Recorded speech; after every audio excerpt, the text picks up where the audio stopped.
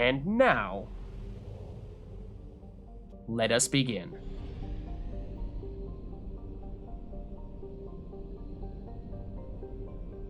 Back to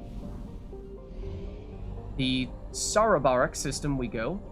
Fuel reserves at 50%.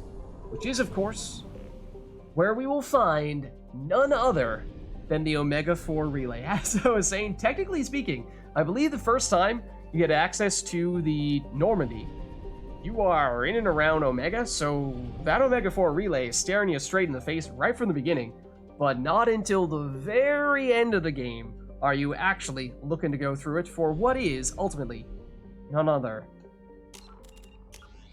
than, okay, it says stop the collectors here, but as it says in the galaxy map, it is none other than, let's just say, a suicide mission. The Omega-4 relay. The Omega-4 relay is surrounded by hazard beacons and automated warnings.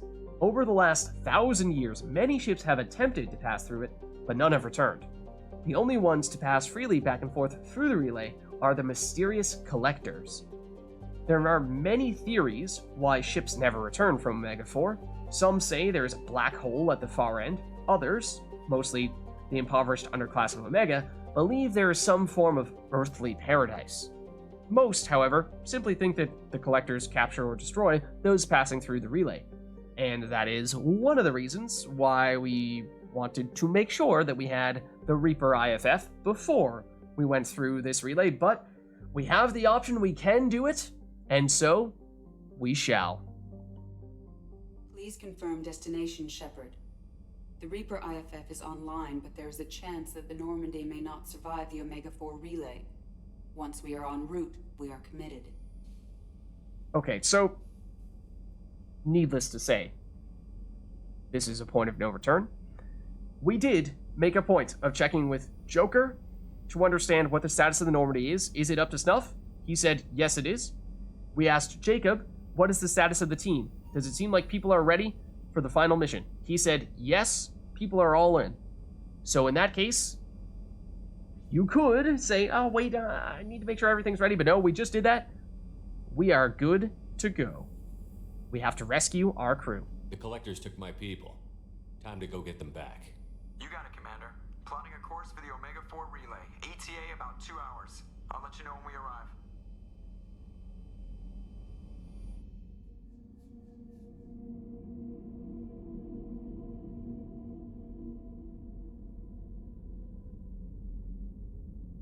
So, I've taken some antibiotics as well as some herbal supplements that should bolster my immune system. I was going to bring music, but I didn't know what you'd like. And I'm babbling like an idiot.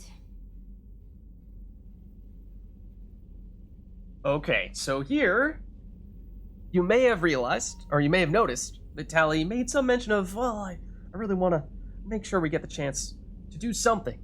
Do something before we take the fight to the collectors, because, as we were saying, it is perhaps going to be our last hurrah here, and we don't know what's going to happen. We don't know what's going to happen when we get through. We don't know if we're coming back. And so, could be our last chance to speak with, spend time with any of our squad mates, Tally, of course, included. It's okay. Come here.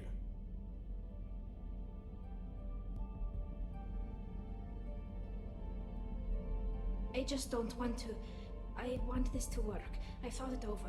I've minimized the risks, but I'm still nervous, and that always makes me talk too much. It's a defense mechanism, and it's stupid, and people who just see the helmet can't see my expression, so I have to make it clear what I'm feeling.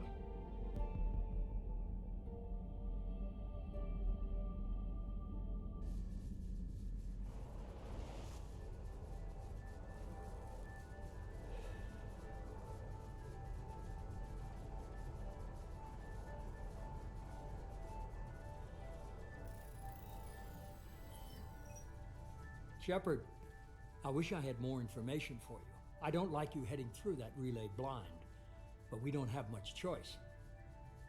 That's okay. Our team is strong. We're ready. I'm not going alone. I've got some of the best working with me. If we stick together, we'll make it. I knew we brought you back for a reason. I've never seen a better leader. Despite the danger, it's a great opportunity. The first human to take a ship through and survive. I mean, yes, but at the same time, this is no field trip. We're not here to conduct our social studies experiments. No, we are here to get the job done. I'm going to destroy the Collectors, to stop their attacks on humanity. Understood. It's still impressive. I just wanted you to know I appreciate the risk you're taking. Regardless of your opinion of Cerberus, of me, you are a valuable asset to all of humanity.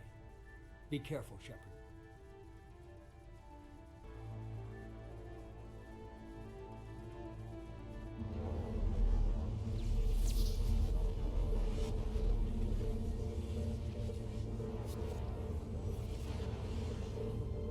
Approaching Omega 4 relay. Everyone stand by. Let's make it happen. Reaper IFF activated. Signal acknowledged. Commander, drive core just lit up like a Christmas tree. Drive core electrical charge at critical levels. Rerouting.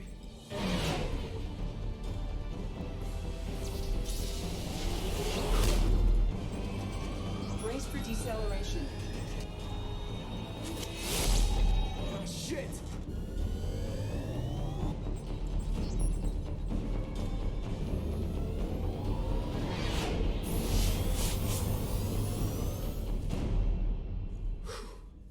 Too close.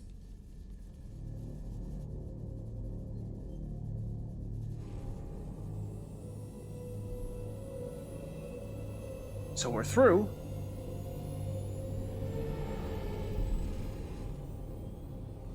But you can see. Well, these must be all the ships that tried to make it through the Omega 4 relay. Some look ancient.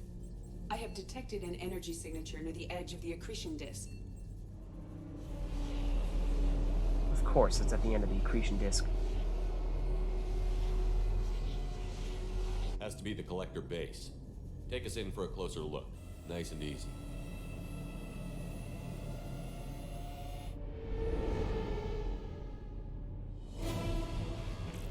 That doesn't look good.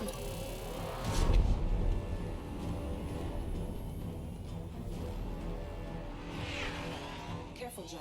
We have company.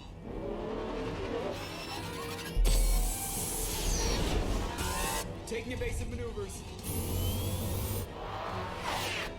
They're just pissing me off. Edie, take these bastards out. As long as the new plating holds. You want another round? Come on, girl, let's give it to him. And this is why we upgraded the ship.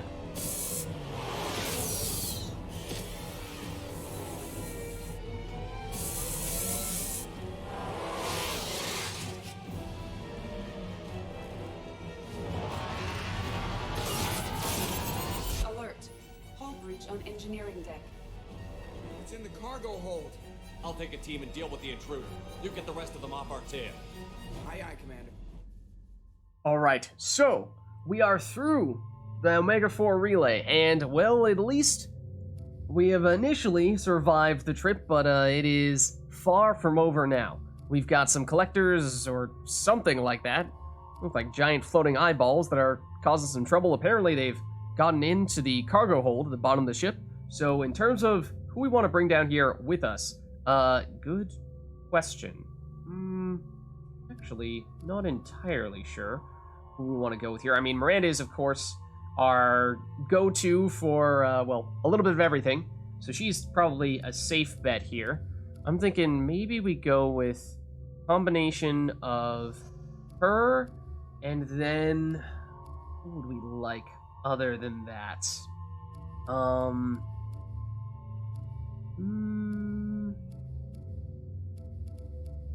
Maybe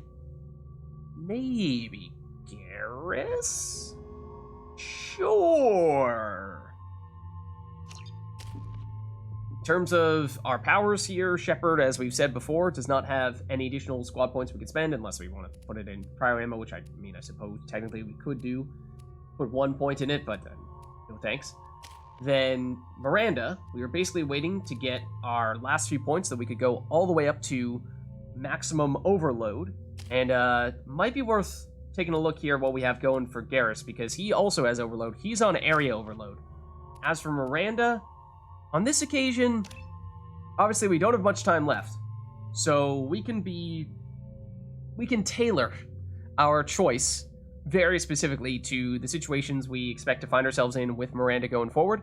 And I think in this case, it might actually be preferable to go with heavy overload. So it is better single target damage in that case, but smaller AoE. So, and then of course, Garrus has the AoE on his overload, so it gives us a little bit more balance in that case. And, well, Garrus doesn't have enough points for anything. We don't have enough points for anything else, so in terms of our weapon choices here, only thing we might want to think about would be switching around our heavy weapon, which... what is best here? I want to say arc projector might not be a bad idea. Might be a little tough to make it work, but if we can get it off, it does take a lot of charge time, but if we can get off the arc projector, then it could be powerful, for sure. So maybe we go with that. And with that, let's see, Vindicator for Garrus and Incisor, I think that makes sense. Locust, Carnifex, that also makes sense. Let's do it. Okay, defeat the Collectors. And what we have here is a little friend. We've been spotted. Right there. The Oculi, who is good at going through or ignoring defensive layers here, or namely cover. So it is all armor. That's what I did not remember, what kind of defenses it had. Technically speaking, that does mean that Fnatic would be preferable here. And it also does a lot of maneuvering. And there is a lot of destructible cover here. Hold on. It's moving on us. Where'd it go? It's over here now. Just use... this seems to be pretty solid. It's cover here, unless it's going to be smart enough to go over that, which I am concerned that it will do that soon. Because it may.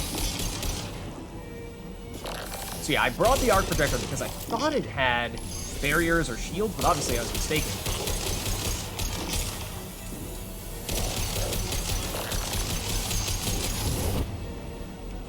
But and that also means that Garrus perhaps not the best choice for that reason. Will we? Will we though?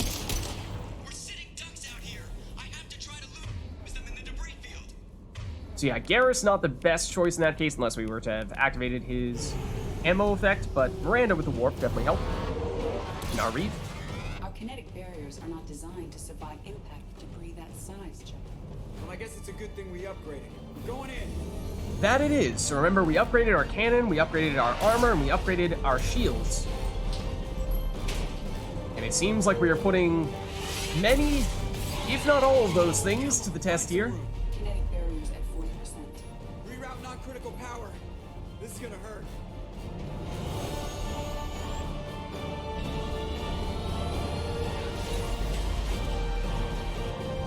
Come on, Joker.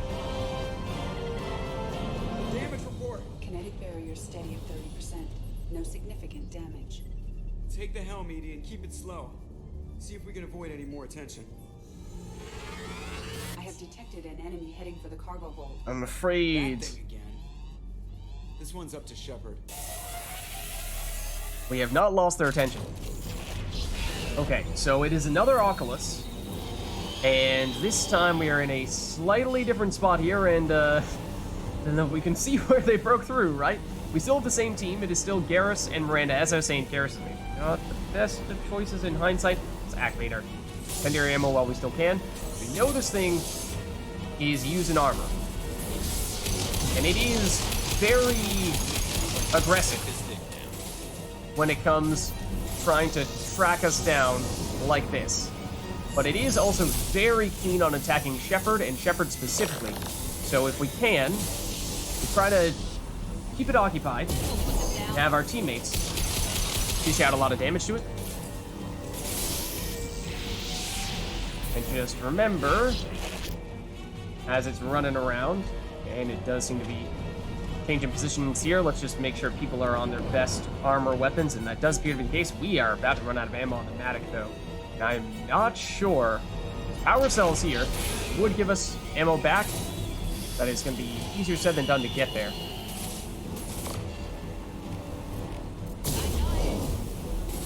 Don't like where we are currently standing either. We do still have Reeve, which can be a decent source of damage against it because Reeve is good against armor. It's coming in for us. Hit it with another Reeve. We'll need heavy weapons to take this thing. And in case you can't tell, Garrus is consistently telling us we should grab heavy weapons, which is not a bad idea. And there is, in fact, heavy weapon ammo at the power cells, which I would like to grab right now. Technically, we didn't need it, but oh, it's the weapons locker that gives us ammo. No, that does give us ammo as well. Okay. Now they're actually focusing on our friends here. The Oculus. That does not happen often. That surprises me.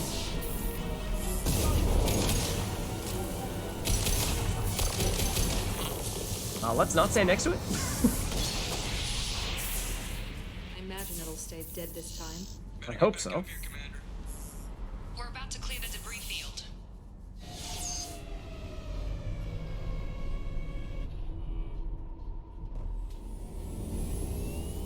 There it is. The collector base.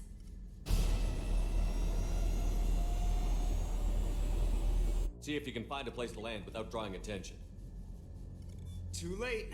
Looks like they're sending out an old friend to greet us. Oh. So the base is, of course, the big thing, but it also is housing the ship that we have seen many times before. Yeah, look at how small the ship is in comparison to the base as a whole. And I think we've learned that it is the same ship that keeps on attacking us. I imagine it's probably still the case here. That looks nasty. Time to show our new team. Fire the main gun.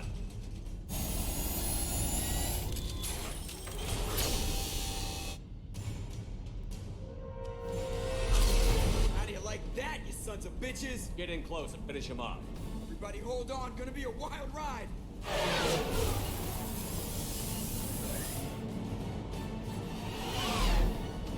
Give him hell, girl.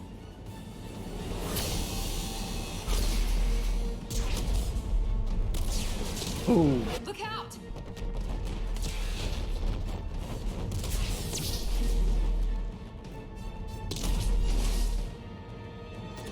Mass effect field generators are offline. Edie, give me something. Generators unresponsive. All hands brace for impact. Ooh, that doesn't look good.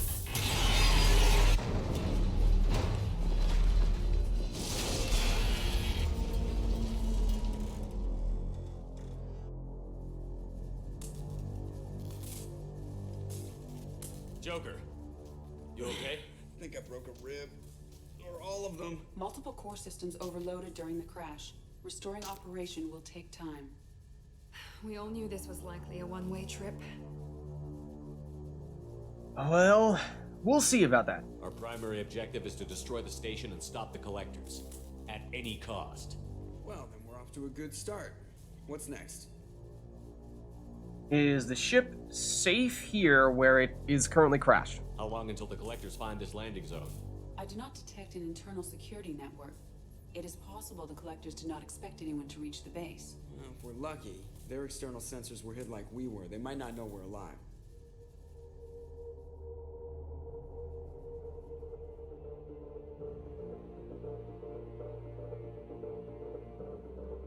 And the main menu music, always love to see when it comes out in games because you know it's always at a big moment, and this is no exception.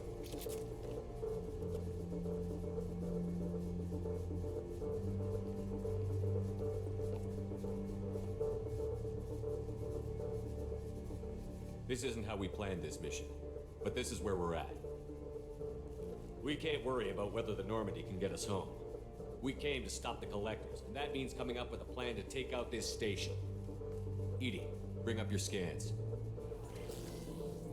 You should be able to overload their critical systems if you get to the main control center here. That means going through the heart of the station, right past this massive energy signature. That's the central chamber. If our crew, or any of the colonists, are still alive, the Collectors are probably holding them in there. Looks like there are two main routes. Might be a good idea to split up to keep the Collectors off balance, then regroup in the central chamber. No good. Both routes are blocked. See these doors? The only way past is to get someone to open them from the other side. Okay. In that case, any alternates? It's not a fortress. There's got to be something. Here, maybe we can send someone in through this ventilation shaft. Practically a suicide mission. I volunteer. I appreciate the thought, Jacob, but you couldn't shut down the security systems in time. We need to send a tech expert. It's your call, Commander. Who do we send into the shaft? Alright, and with this, we begin the suicide mission, the final mission of Mass Effect 2 in full. What is, by many accounts, at least when it first came out, the best mission in all of gaming. Now, it's been many years since then, of course, but we'll see if it still lives up to the hype. So, now we have to choose the tech specialist who is going to go into these vents and try to find a way to unlock these doors to help us get through the base. So, what I'm going to do here for the suicide mission is, if you are playing along with us and you have not yet played Mass Effect 2, I highly encourage you to play through by yourself on your own and go through, do what you feel is best, and then at the end of the day, well, we'll see what happens. Let's acknowledge that it is named the way it is named for a reason. But I say that because there is a lot of strategy in terms of what you choose to do in various points of this mission, and so I think in the first components, as we are choosing our team here, I will talk about, in general terms, the general idea, the general theory you might want to use when you are choosing to assign people to different roles. And then, once we are done with that section of the mission, I will speak more thoroughly about what the quote-unquote correct and incorrect answers are. That way, walking a bit of a tightrope between, on the first half of things, giving you a little bit of hints if you're looking for a step in the right direction to set you on a path towards success, but then afterward, confirming one way or another what the correct and incorrect choices, if you will, would be. So in this case, as I said, we're looking for a tech specialist to go in to unlock some doors in the collector base, and in order to do so quickly and efficiently, it does need to be someone who is good when it comes to tech abilities. So we can choose Tali, Morden, Thane, Kasumi, Garrus, Jacob, or Legion. And this is going to be basically one of the key things of this suicide mission here, is knowing our team and knowing them well enough to understand what is each individual person's strengths and weaknesses, and making sure that we are emphasizing those strengths and covering for those weaknesses, because otherwise we're going to get in a lot of trouble very quickly. So we get a description for each person, and of course, after spending time and hopefully talking to them on the Normandy, you have a sense as to what everyone brings to the table, but we'll talk it through what everyone has here, and then afterward we will talk a little bit more about the theory, as I said, without speaking as to directly who does and does not work best in this situation. You'll notice, however, that this is not quite all of our teammates. This is almost everyone, but it does not include... we don't have the option of choosing, say, grunts. I don't see Saeed. I don't see Miranda, so not everyone is an option here, but we can choose Tali, revered as a mechanical genius even among the advanced engineers of the Quarians. She is most effective when faced with technical problems that can be solved with the application of intelligence rather than brute force. That's Tali. Then we have Morden, a brilliant scientist, researcher, and infamous inventor. Although his knowledge is extensive on a variety of subjects, his true genius is for all matters biological. He is seldom found outside of his lab, where his restless mind can focus without distraction. Then we have Thane. Trained to become the perfect killer, he is an unrivaled assassin feared throughout the galaxy for his uncanny skill and unmatched experience. A master at small arms, hand-to-hand combat, and biotics, he's versatile and can adapt to nearly any given situation. Then we have Kasumi. She's a master thief and unmatched infiltration specialist. Rather than face down hostile forces directly, she prefers to expertly bypass the defenses of her next mark without firing a shot. Then we have Garrus, veteran officer of Citadel Security, who quit to lead his own elite military group within the Terminus systems to combat crime at its source. He has gathered a wealth of experience in underworld investigation, sabotage, and guerrilla-style assaults on criminal buildings. Then Jacob is also an option, a seasoned combat professional and veteran of the Alliance military. In addition to training in advanced tactics and field operations, he is a disciplined biotic of considerable power. And lastly, we can choose Legion, utterly fearless. I suppose he quite literally cannot experience fear, and proficient in combat. It possesses the collective memory of the entire Geth, and has the unmatched technical expertise of a sentient machine that can be used with calculated proficiency. So, when it comes to who we're choosing here, it is the tech specialist. And so that means, naturally, we want to pick our most skilled people when it comes to the technological understandings and capabilities. And so in this case, we certainly have some strong candidates here. I would say don't overthink it too much. You have some pretty strong hints based on the descriptions alone. In this case, we will take Legion. Legion, you can hack through anything. I'm sending you into the shaft. Acknowledged. The rest of us will break into 2 teams and fight down each passage. That should draw the Collector's attention away from what you're doing. I'll lead the second fire team, Shepard. We'll meet up with you on the other side of the doors. Not so fast, cheerleader. Nobody wants to take orders from you. This isn't a popularity contest. Lives are at stake. Shepard, you need someone who can command loyalty through experience. Okay, so now we have another choice to make here. And again, the key here and what makes this mission so good is it requires that you know and understand your squad from all of your experiences that you've had with them throughout your playthrough.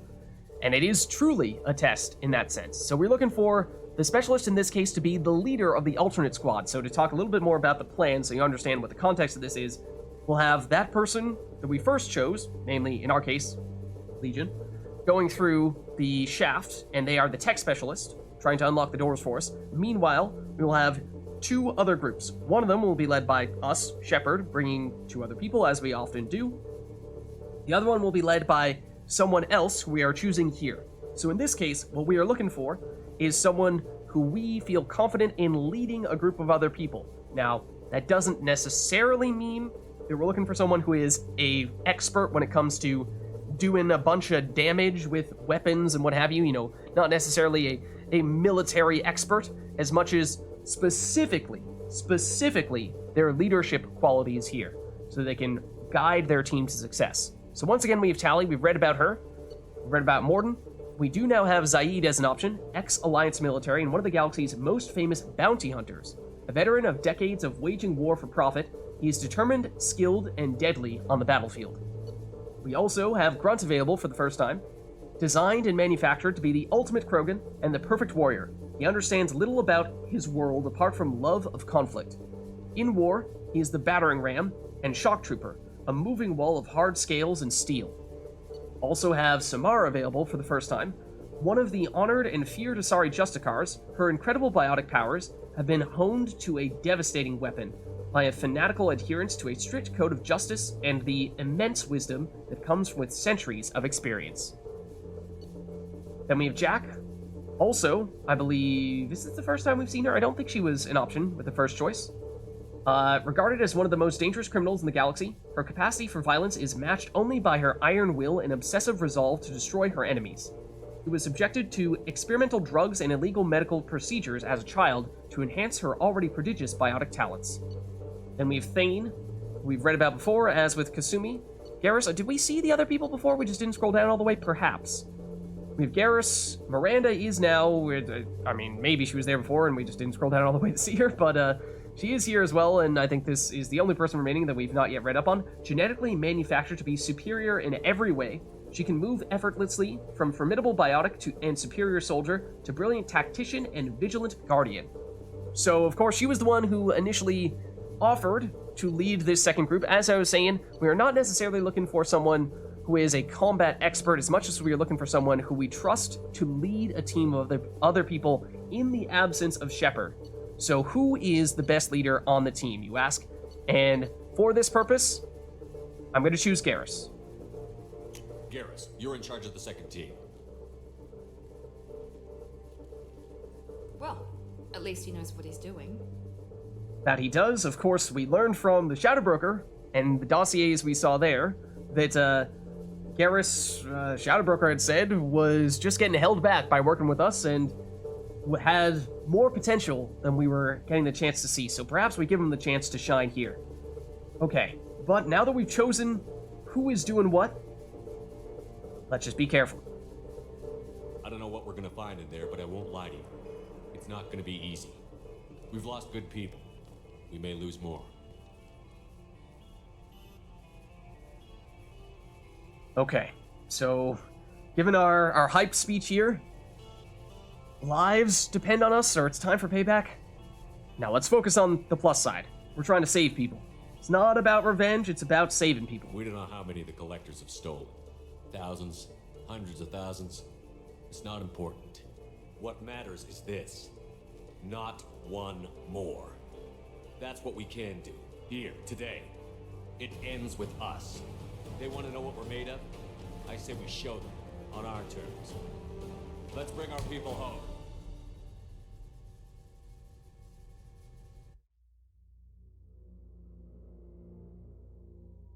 Alright, so, now other thing that I did not mention at the time, but is certainly worth noting. As we just saw, we chose our specialists already. Legion will be our tech specialist. Garrus will be our fire team leader, the person leading the other group. That means that they are not available to go with us with Shepard, because, of course, they're doing their own thing. So, if you are really betting, really hoping and planning to bring someone along with you, just bear that in mind so that you don't accidentally send them out to be the specialist for something and then you don't have them available to you anymore, because then, well, you don't have them. So, as for what we are looking for with the squad we're taking with us, other thing I forgot to mention, but I should definitely mention, that is worth, especially if it's your first time doing the suicide mission. When it comes to choosing specialists, yes, it is important to think about people's skill sets, what they bring to the table in that sense, what they're good at, what they're not good at. It is also worth thinking about who is and is not loyal to the team. Who have you completed your loyalty missions with? And, you know, if you had to lose that loyalty on someone, then, of course, think about that as well.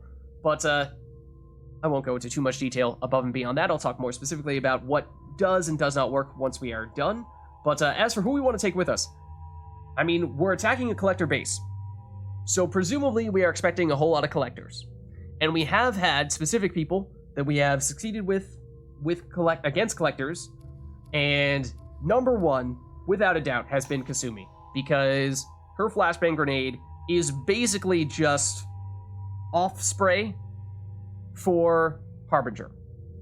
She can completely shut him down with that flashbang grenade.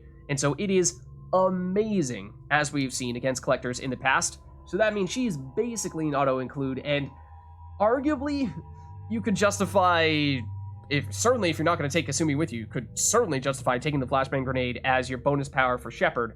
We could have even made the case for including it on our bonus power with Shepard, even with Kasumi, because it is just that good. But Kasumi alone should be capable of shutting down Harbinger with that flashbang grenade, so we are definitely going to take her. Other than Kasumi, when it comes to other people that we like to use when we're going against the collectors in the past, I think we've liked using Samara because she has Reeve, which is really good against barriers. Barriers, once upon a time, was the type of defenses we were struggling to deal damage against, but Area Reeve can help us to get rid of numerous of those collectors' barriers, so she's definitely a strong option here, one would assume. Other than that, before we got Samara recruited, we were using Miranda and her warp to help us get rid of those barriers. It was the first ability we had that dealt extra damage against barriers, so she'd definitely be an option as well if you have not sent her to be one of your specialists. And then I believe similarly we have warp on Thane, so for that reason you could also use him in this situation as someone who could deal extra damage to those collector barriers. So those are probably the strongest candidates. Oh, and also Jack for the warp ammo, probably in particular on the lower difficulties where, well, you don't have as much of those layers of protection you need to go through before you can use biotics. But in our case, on higher difficulties, probably a harder justification to make. So I think it's been a little while since we used Samara, but of course we are all business for this mission. I think she is, when push comes to shove, the best person to pair up with Kasumi though. So let's go with this. In terms of our setup here, in terms of squad points, all we can do is put cryo ammo on Shepard, and that's insignificant here. So no need. And the extra point on Kasumi, also nothing to put there. We do have 2 points in flashbang grenade, so let's just take a quick look at this because it is, of course, the key to our success here with this team. So disorienting concussive charge is thrown that inflicts minor damage and incapacitates all nearby targets. Both delicate electronics and enemy nervous systems are temporarily disabled, causing weapon overheats, omni-tool jams, and difficulties in using biotic powers. So the key thing here is that, sure, it has a little bit of damage. That's not that much compared to other things we've seen, certainly not in comparison to her Shadow Strike, which is huge. But when it comes to the incapacitate duration, it says 3.5 seconds there. Functionally, that is just I believe, the duration of basically overheating enemies' weapons. The duration of preventing people from using biotic abilities is way, way longer than that. Like an order of magnitude longer than that. So much so that she can basically completely shut down Harbinger by herself with just this ability. So that is why she is absolutely going to be our key here. Then with Samara, we do have some points. So we could either fully upgrade Pull or fully upgrade Justicar. So Asari Justicar, if we do this, can presumably improve our power recharge time, improve Samara's health, weapon damage, some combination of those things. So that's tempting, because that means using more Reeves more often, and Reeve is the reason why we're taking Samara for the most part. Extra damage against barriers, and we're expecting a lot of barriers against those collectors. However, you could also justify going for the fully upgraded Pull, because we just missed this on Shepard. Getting Pull Field is a great way to give us a lot of crowd control, because as long as we've removed the barriers from all those collectors, then we can incapacitate a whole bunch of them. That would be quite nice. It is something that this team is a little bit lacking on. Kasumi is packing a whole bunch of damage with Shadow Strike, and can incapacitate Harbinger specifically with the flashbang grenade, but against the general, normal collectors, might be nice to be able to, say, send all of them flying into the air. So, especially because we also have a Reeve as our bonus power on Shepard, I feel like we might want to go with Pull here. And I think we will go Pull Field again to prioritize the crowd control. We did, of course, already have normal pull, and we also had normal pull on Shepard as well. We had throw too, but the thing is, for the most part, we're talking about just dealing with one enemy at a time, and that's not quite the crowd control we would ideally have. We'd like to be able to handle numerous simultaneously, so if we do an area Reeve either with Samara or with Shepard, and then follow up with a Pull Field soon thereafter, then that could be really helpful to us. In terms of our setup here for weapons, we were using the arc projector before. I think this is going to be the key question, is do we want to switch this around? And I think the answer is probably yes. I think probably go with, dare I say, the tried and true, the Avalanche, is probably the safest option here. Then other than that, I think I like what I'm seeing here. That's our usual stuff. For Samara, this... do we want the Matic? I think we can... Depends. Somatic does extra damage against armor. Harbinger does have armor once we get rid of his barriers, so Matic would be better against Harbinger specifically, whereas I think the Vindicator might do a little bit more damage against barriers than the Matic.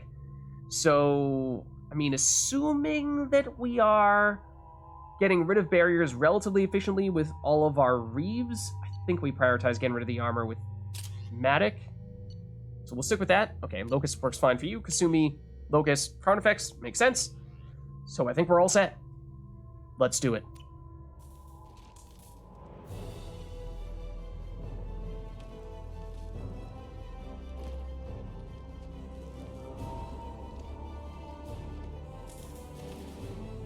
Alright, so Legion is one specialist. Garrus is the other. Garrus is leading the other team. Legion will be going through the vents, trying to open up the doors for us, hacking through.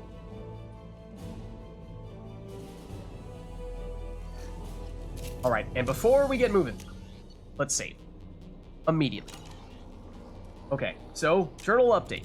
What is the deal here?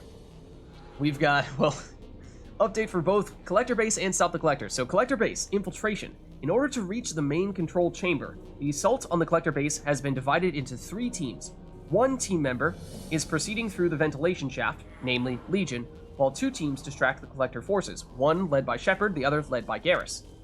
Engage Collectors and assist the squad member in the ventilation shaft as necessary. Then, the more generic overarching Stop the Collectors, the Normandy has jumped through the Omega-4 relay and begun the final assault upon the Collectors. So, well, this is the one that has been here basically from the beginning. Assembling the team, go into the Collector ship, Reaper IFF, Omega-4 relay, and now destroy the Collectors once and for all. So let's do it. Okay. Before we get carried away though, let us put on our incendiary ammo. And for those of you who are wondering why I went back and forth so much about, do we want to keep the incendiary ammo? We had a bunch of other people who were also getting incendiary ammo. So it seemed like, maybe it wasn't worth it because that meant that we were just going to have a bunch of abilities, a bunch of squad points we were spending that weren't even going to provide any additional value. The answer was, ultimately, I realized, we may end up setting up a team here in the final mission in which we are not going to have anyone other than Shepard with access to the ammo powers, and so for that reason, it would be nice. It would be nice to still have incendiary ammo on Shepard for a situation such as this. That way, we still have our bases covered. We are in position. Exterior temperature slightly elevated. No obstructions detected.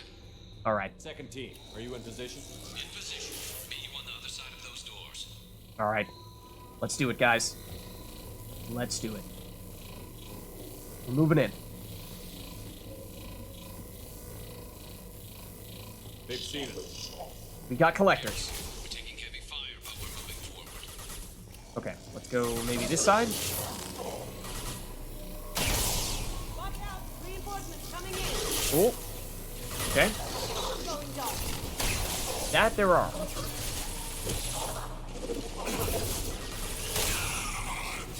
So it's been a while since we last fought ourselves some Collectors. Last time probably being the IFF, I would think.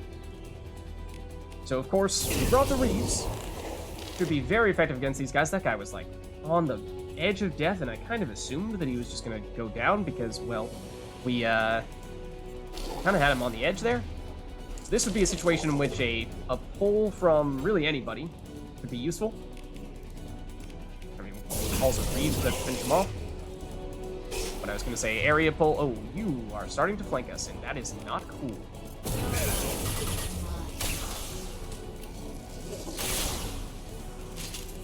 Like one. Okay. Didn't catch if there are any more over here. Okay. Samara's choosing to go that way. That's cool. That works. I think. Okay. So there is Legion up there. Ventilation shaft. That valve should open the gate. Then we have to activate this valve. And in doing so, you will see we have 8 valves total. And now, we have ourselves a Harbinger appearance. I'm not sure if Kasumi just threw the grenade at him. I think she did. She did not. She did not.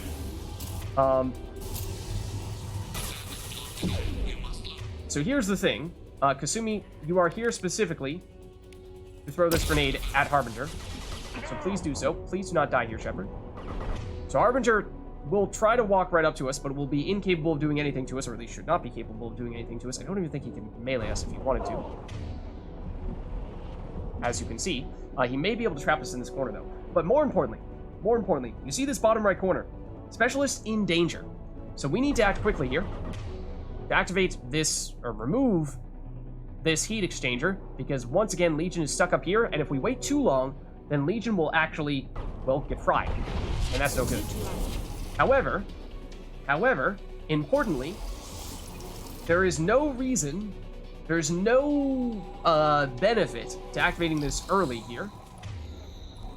So in theory, we can wait, we can reload, we can get more people showing up here to take out more of these collectors, and then basically just reduce the total number of enemies before we activate this heat exchanger, because no matter how long we wait, we will still get the exchanger back to, or it will still get fully recharged as soon as we are done with it. As soon as we click it. Ooh. Okay, Kasumi, please flashbang grenade Harbinger immediately. Please flashbang grenade Harbinger immediately. Please flashbang grenade Harbinger immediately. Okay, so running out of time here. So we can quite literally wait as long as we want to wait here, and I deliberately did so we had the chance to take out a few of the collectors that would have otherwise been on our way to the next heat exchanger, which is over there. So now this should be a much easier way through to take out, well, I mean now just Harbinger. Here's. And again, Kasumi theoretically should be capable of infinitely stopping Harbinger. Thought I heard more collectors. And we're hearing from Garrus as well. He's saying things are going pretty well for him. So once again, we can immediately hit this heat exchanger if we'd like. But as you can see, bottom right corner, we have plenty of time before Legion is in any danger. And so once again, we might deliberately see if we can push forward a bit and trigger any additional enemies.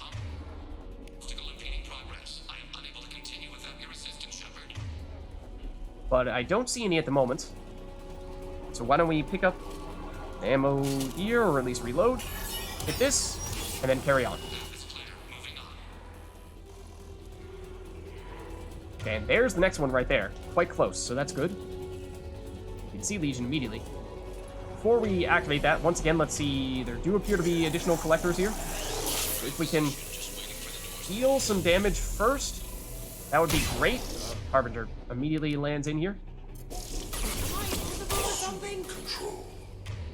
Okay, so of course we can't get too carried away here. We do still need to make sure that we save Legion. But as you can see, there's a fair bit of collectors here.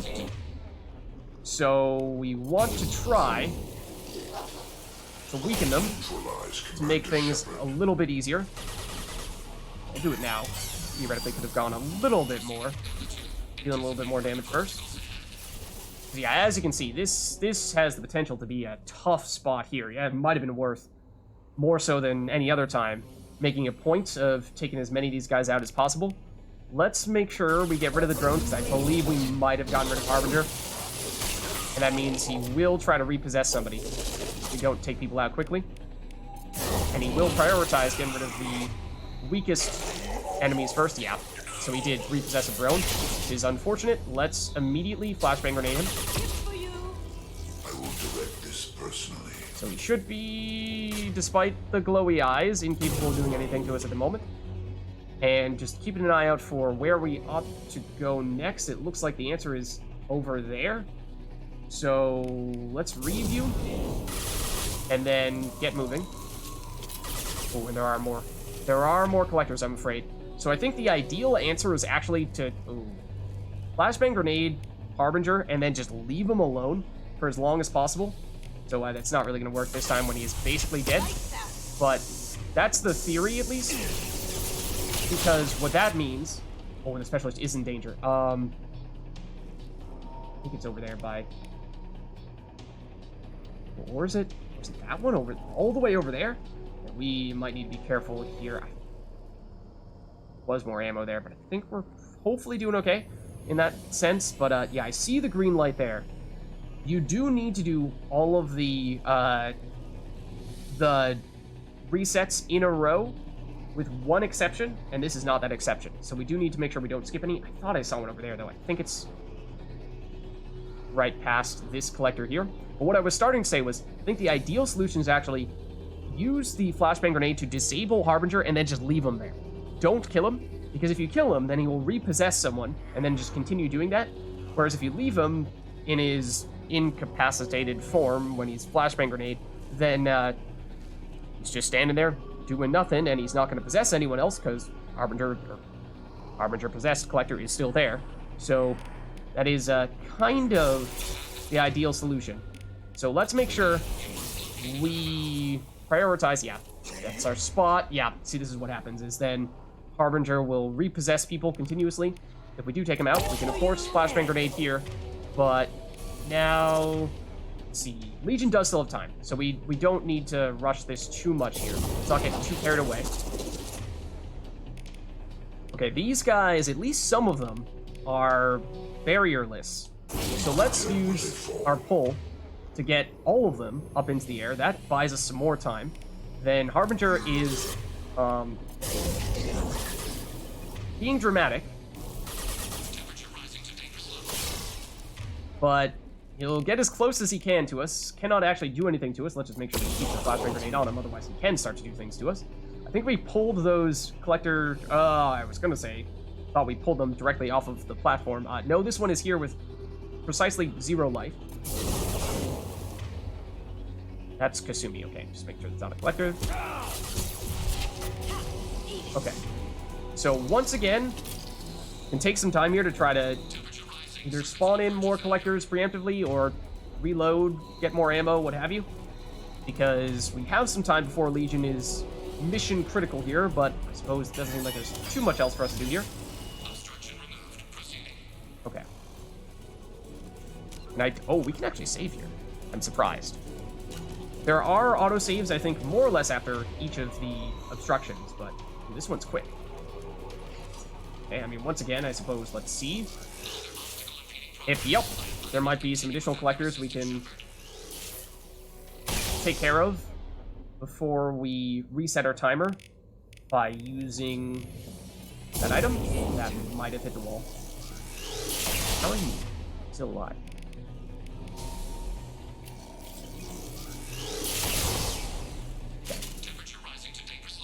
Like, Legion's still doing fine. Ooh, at the moment, but look at this. Now we've got some of the more powerful collectors, the Collector Assassin. So let's try to weaken this guy a bit, but he is very hard. And may have just gotten possessed by Harbinger, or is just dying. Or Harbinger was about to assume control, and then we stopped him? Okay. But now, go back to Legion, and this should be a little bit easier this time around. In fact, the next one appears to be quite close at this stage, but okay, we've got quite the welcoming party here. So this is another good example of, yes, we could hit the heat exchanger here right now. However, in doing so, we would, you know, be missing out on some time we might otherwise have to take these guys out, because we can just take them all out and then reset it, and then we have more time to take out all the collectors. However, this is the one time where I believe this is the exception to the rule, where I don't think we need to get this one, because we, of course, have 6 out of 8 valves, and this is, that means, well, if we got this, this would be 7 out of 8, and if we got that, that would be all components, that'd be 8 out of 8. So this is the one time where I believe it is theoretically possible to skip this one and go straight for that one. So it is something we could consider. We could, even if we were feeling extremely bold, we could biotic charge this collector drone here, and then try to get to that heat exchanger there. We might try to keep this simple, though. I mean, there are a lot of collectors here. There are a lot of collectors, so, I mean, I say keep it simple, but then again, that's easier said than done.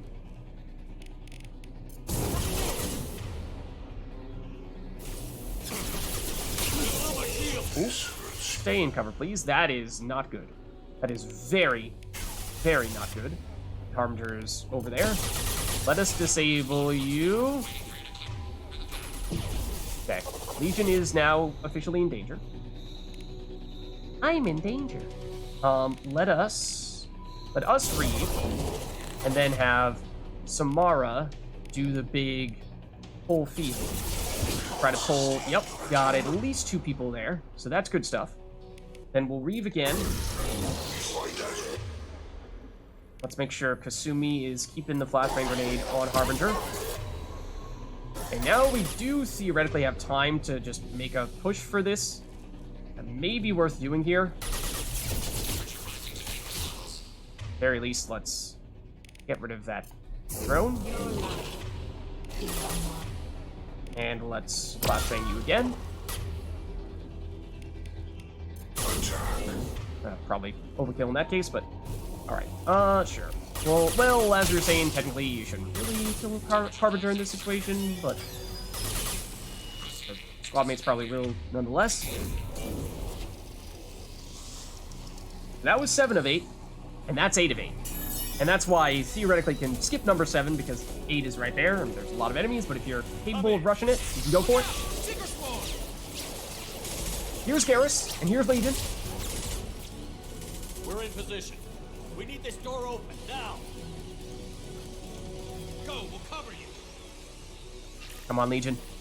The door has malfunctioned. Pass on. Oof! That's not good. Come on, get through, get through. So Garrus was moving in from the other side. Legion can get us in. Suppressing fire! Don't let anyone through that door! Nice work, Legion. I knew I could count on you. Shepard, you need to see this.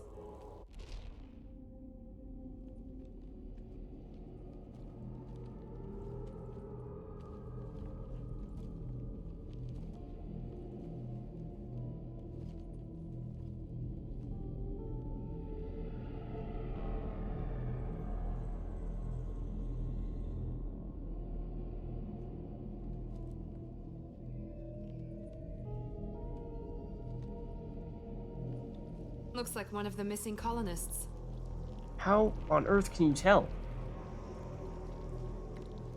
Oh, well, you can see through that. There's more. Over here. Oh dear. God, she's still alive.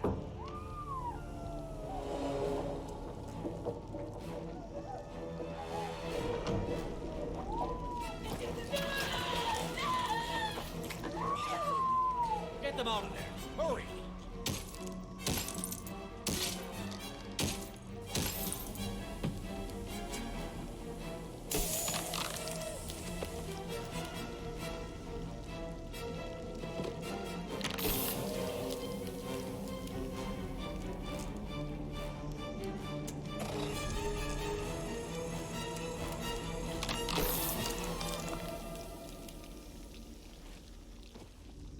Dr. Chakwas, are you okay? Shepard, you came for us. All right, so a lot just happened. Taking a few steps back here, we did successfully make it through. Legion was capable of getting us through all the doors without any issues, and Garrus was able to lead the other squad from the other side, and everyone reconvened here, and we're doing fine in that sense. As for what we are seeing directly in front of us right now, those little pod things, well, you know, they were kind of holding the squad mates that got abducted.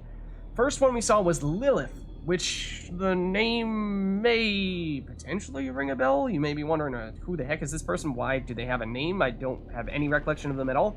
It was someone, I believe, from Horizon that we saw briefly, but was not really one of our own crew members as much as they were a colonist from Horizon. Obviously, Dr. Chakwas, and we saw Kelly Chambers there for a second, they are. So, well, we never abandoned our crew. We had to come to save you guys. No one gets left behind. Thank God you got here in time. A few more seconds and I don't even want to think about it. The colonists were processed. Those swarms of little robots, they melted their bodies into grey liquid and pumped it through these tubes. Oh. Well, that's disgusting. Can I ask why? Why are they doing this? What are they doing with our genetic material? I don't know. I'm just glad you got here before it happened to us.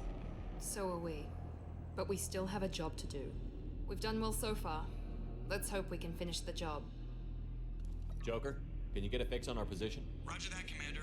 All those tubes lead into the main control room right above you. The route is blocked by a security door, but there's another chamber that runs parallel to the one you're in. I cannot recommend that. Thermal emissions suggest the chamber is overrun with seeker swarms. Morden's countermeasure cannot protect you against so many at once. So remember, Morden developed some countermeasures against the Seeker Swarms, which are those flying bugs that we had generally seen whenever we saw the Collectors attack. For the most part, whenever they showed up, they would sting someone and they'd immediately paralyze them and they'd be toast. So apparently, the countermeasures that Morden had developed that had allowed us to even go to Horizon at all to try to rescue those colonists, apparently that only works at a relatively small scale, but, I mean, we're talking about the Collector base here, so there's a whole lot more here, apparently far too many for us to be able to handle, so there's gotta be something we can do, though. What about biotics? Could we create a biotic field to keep them from getting near us? Yes, I think it may be possible. I wouldn't be able to protect everyone, but we might be able to get a small team through if they stayed close. I could do it too. In theory, any biotic could handle it. Shepard, who do you want to maintain the field? Okay, so, time to select our next specialist. And, well, before we do though, as I was saying earlier, I think my general rule of thumb for this mission is, as I said, I highly encourage you, if you have never done it before, do it through in its entirety by yourself, without, you know, looking at any spoilers and guides and what have you. Just do what feels right, based on what you know about your team. But if you are looking for the answers, so to speak, then now that we've finished the first section, the part with the vents, the infiltration, if you will, let me talk a little bit more about the specific people you should and should not send. So this is the spoiler part here. So when it comes to who you can send as your person going through the infiltration, the person in the vents, there are 3 options. 3 people that work, all of whom must be loyal for them to work. So that is why loyalty is so important, is because in order for people to survive the suicide mission, let's just say their probability of survival is way more likely if they are loyal to you, and if they are not, then basically it means you've got to hide them whenever possible. And only the people who are loyal do you choose as a specialist in basically any situation. So, the 3 people that work are Loyal Legion, Loyal Tally, and Loyal Kasumi. Granted, as we saw, Kasumi is absolutely essential in many ways, especially, at least on higher difficulties, for stopping Harbinger. So, I mean, you can pretty much rule her out as someone you want to use. That leaves you with either Tally or Legion in that case. And if you are to actually have that timer run out in the bottom right corner, then you get a game over rather than, say, the game moving on and that person just being dead. So if that's any comfort, I suppose in some ways, if you mess up and you do run out of time, then you can reload a save. It does autosave at various points in time. You can actually hard save at some points as well. But that's the previous section. Oh, and also for the other team, I should say. The other team, as I was saying... Oh, and I should say, traps. There are some traps that people do fall for. Sometimes with some regularity in that infiltration section. Yes, it is about tech. That does not mean that an engineer is necessarily the right choice.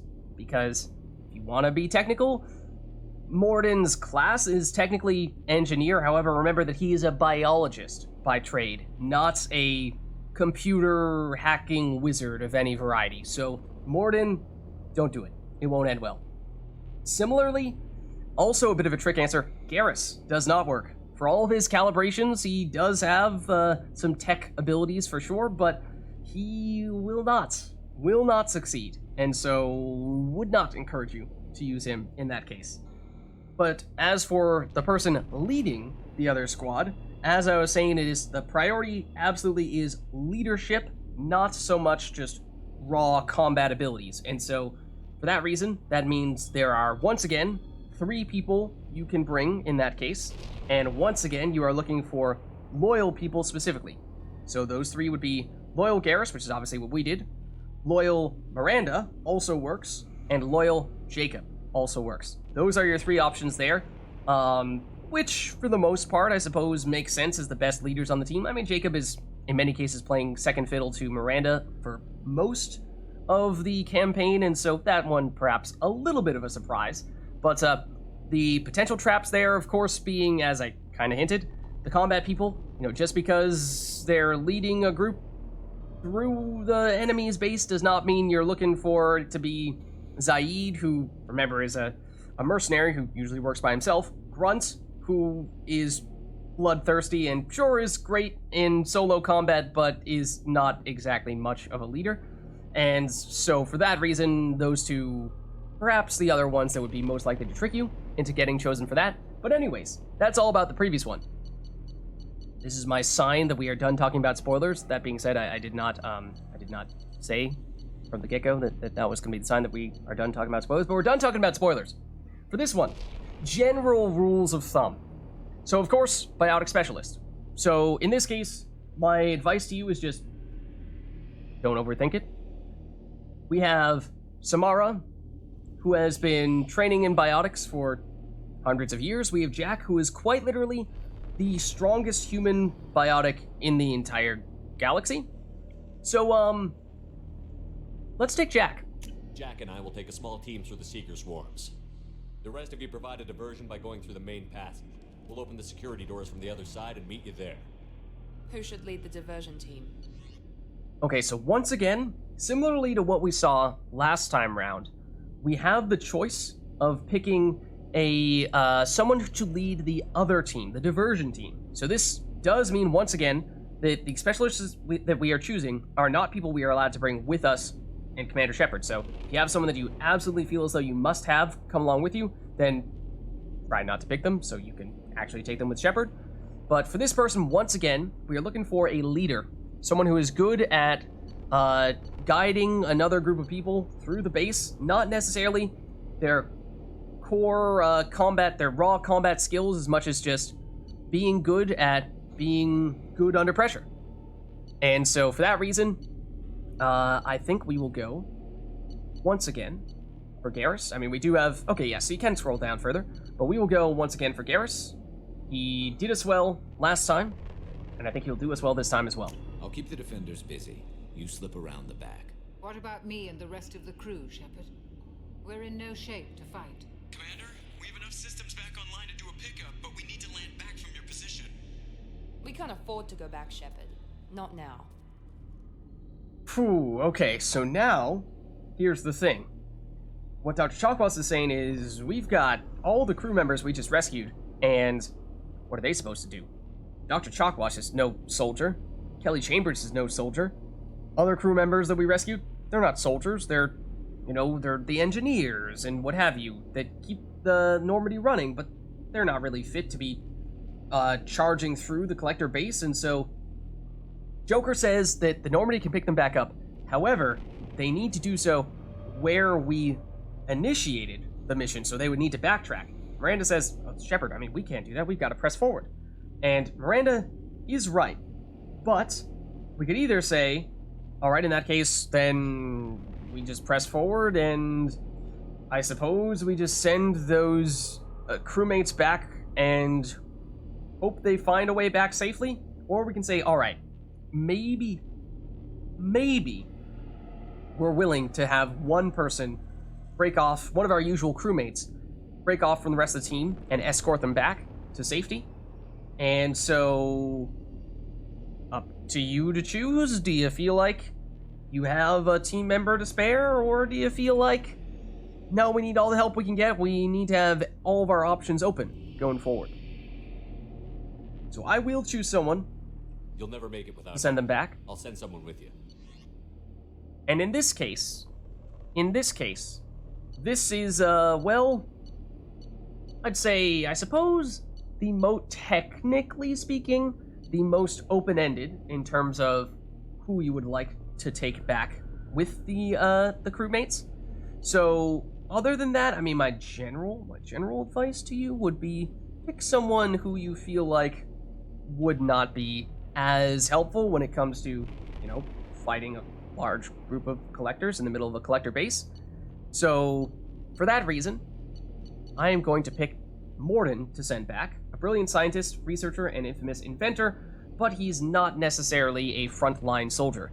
He is, as I believe he told us one time in the Normandy, although he knows Captain Kirby, he is not one to hold the line. So let's send Morden back, along with the crewmates, to try to escort them back safely.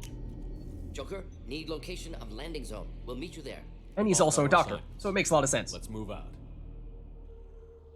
Okay, so we have now, after having sent Morden back with the team, he is no longer available for the rest of the mission. And so I meant it when I said, make sure you send someone who you don't feel like you need when you're fighting a whole bunch of collectors, because they will no longer be available to you. And so no more Morden in that case. Then we sent Garrus to lead the other team, so he's not available to us either. Jack is the specialist, biotic specialist, who will be helping to guide us through using a biotic barrier. Then it comes down to who do we want to bring with us.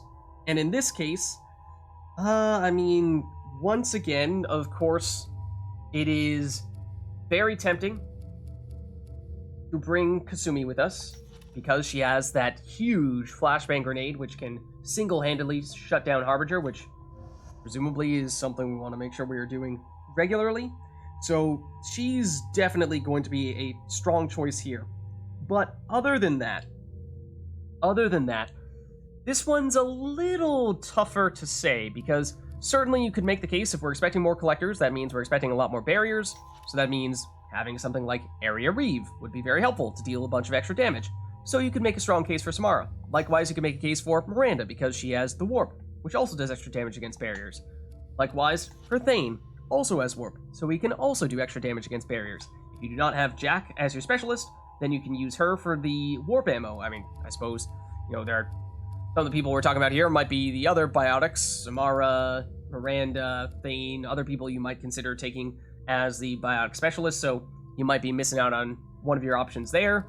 But although we did choose Samara last time, this time, this part of the mission is a little gimmicky, or in that your squad mates, they don't behave all that well, and it does get a little hard to keep them alive, so you could potentially make the case for taking someone who's just a tank. Namely, someone like Grunt, someone like Legion, someone like Jacob, those three probably being the tankiest of all of our characters. So they would be an option as well, and it is somewhat a matter of personal preference.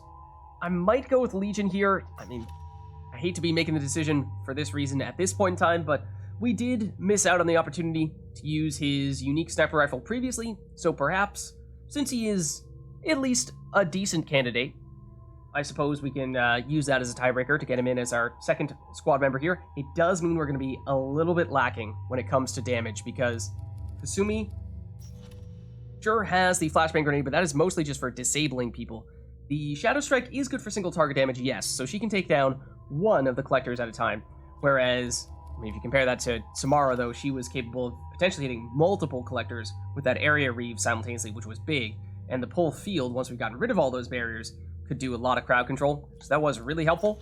But the other reason why, beyond just the tankiness, you could justify taking Legion is because, although we don't have anything to hack, because I'm not expecting for us to run into Geth, or probably not a Loki mech, or anything like that, the combat drone is useful, because that can distract some enemies a bit.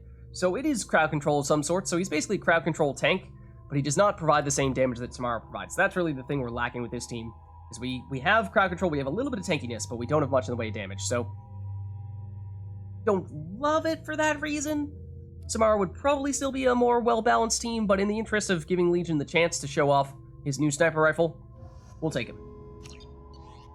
And so when it comes to choosing our weapons in that case, let's make sure we switch out the Incisor for the new Widow, which is that new Legion-specific sniper rifle we're talking about. So it is accurate and deadly anti-material rifle, effective against armor, shields, and biotic barriers, upgrades the Viper sniper rifle. Weighing in at 39 kilograms, the Widow anti-material rifle is primarily used by sniper teams in assault missions against armored vehicles or Krogan. In other words, it hits hard. It hits hard. While kinetic barriers offer effective protection on vehicles, the kind generated by conventional military field generators are far too weak against the Widow. Widow was never designed to be carried and fired by a human. Although this modified model can be carried, no ordinary human could fire it without shattering an arm. And that is why only Legion can use it, because when it comes to our sniper users, well, I think everyone else is either human or, in the case of Garrus, a Turian. Presumably, same rule applies. He would also shatter his arm if he were to try to use it, so that means it is purely for Legion. Other than that, I think Vindicator still makes sense, and Kasumi can remain unchanged. In terms of what we want to do with Shepard, we actually may switch this up a little bit. One thing worth noting that I did not mention before is that in between these various sections of this last mission, you will get a restock of both your Metagel and of your heavy weapon ammo. Completely. So that means you can be very aggressive when it comes to using your Metagel and your heavy weapon ammo. So don't hold back. If you are struggling a bit and you want to break out the big guns, then you absolutely can do so. But we didn't use the Avalanche last time, that being said, and we didn't really need to. But I'm thinking, although it is solid, and you could definitely still justify using it here, there is a weapon that we've taken technically, but we've never actually used on a few occasions that can be just as good, if not arguably better in this case, that being the Blackstorm. It is similar to the Avalanche, also gives us some crowd control, also gives us some damage, and this might be a good opportunity to not only take it, but actually use it in this case. So I think, other than that, we're looking good though. Let's stick with this. Oh, actually, hold on. For Legion, you could make the case for the Matic. The Vindicator would do, I believe, extra damage against the barriers, but we don't have as much barrier damage as we did before, so that is more relevant coming from our weapon spot. Matic is better against armor once we have removed that those barriers. But I think, as we were saying before, that's mostly just Harbinger. And since we're going to be disabling Harbinger with flashbang grenades, that's maybe not terribly relevant. So yeah, I suppose we stick with Vindicator in that case. So I think we're good. Moving out. Stay Okay. close if you want to live. So Jack, as we can see here, is creating a barrier that is protecting us from the bazillion Seeker swarms that are trying to attack us right now. We cannot save, for what it's worth. But so Jack has this protective barrier around us. If we go outside of the circle, we will start to take a lot of damage. Oh, actually, speaking of which, before we go any further, what I'd like to do is for this mission, specifically because of the reason, or because of the thing that I was just mentioning, that you are really only safe within that barrier. You want to make sure that your squad mates do not get too crazy. They do not start running around, say, using shadow strikes, for example. So let's turn squad power usage off. That means when enabled, squad members automatically use their powers, but when disabled, squad members only use defensive and ammo powers automatically. Let's make sure we have our ammo powers active, but I deliberately deactivated that so that Kasumi would not shadow strike.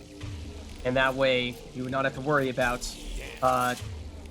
losing Kasumi as she shadow strikes out. Okay, and I'm just trying to... Our squad mates have the right ammo on, or have the right, yeah, they have ammo power on all their weapons. Let's just make sure they have the right actual weapons. I know we took the Widow, but we might actually prioritize the Vindicator for now, just for the basic enemies, and then if we run into some bigger guys, then maybe then that's the time to break out the Widow for Legion. For us, let's just make sure we have this on here as well. Can we save here? We can actually save here, for what it's worth.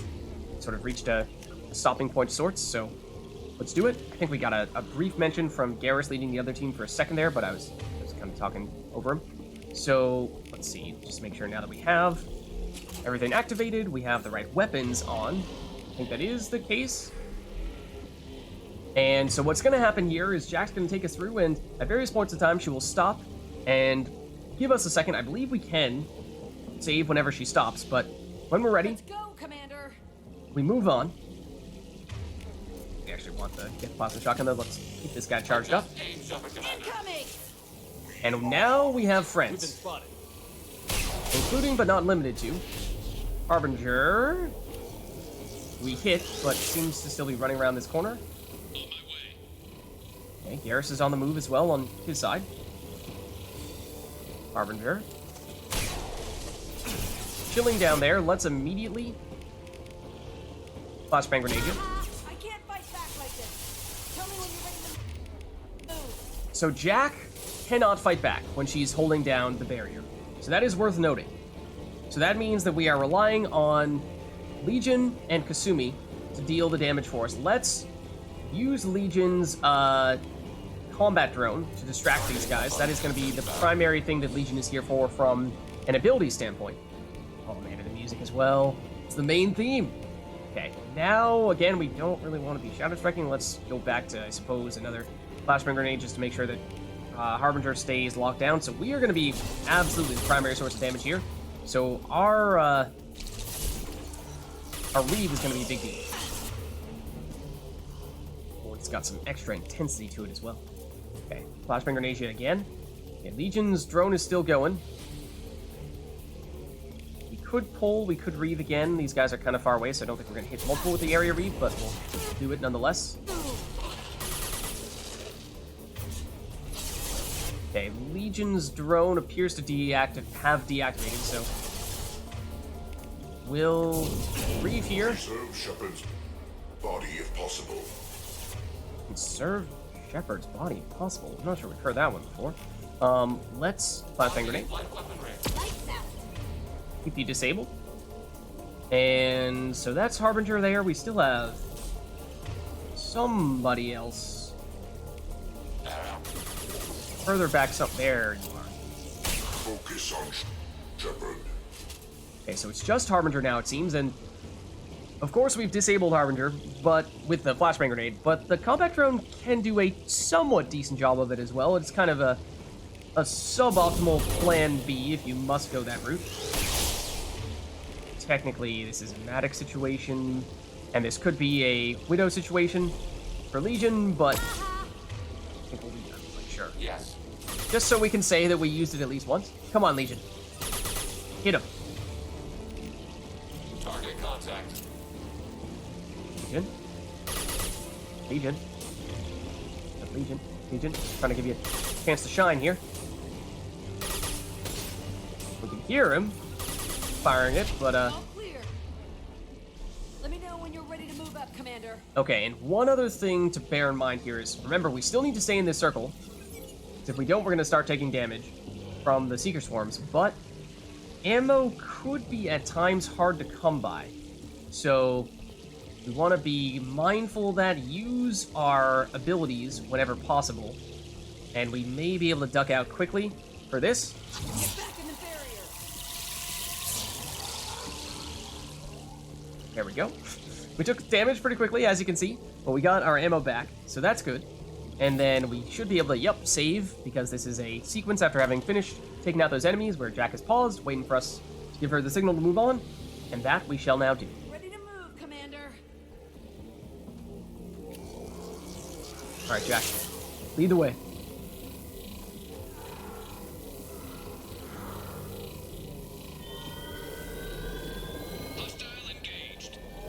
Come on, Garrus. Take him out, man.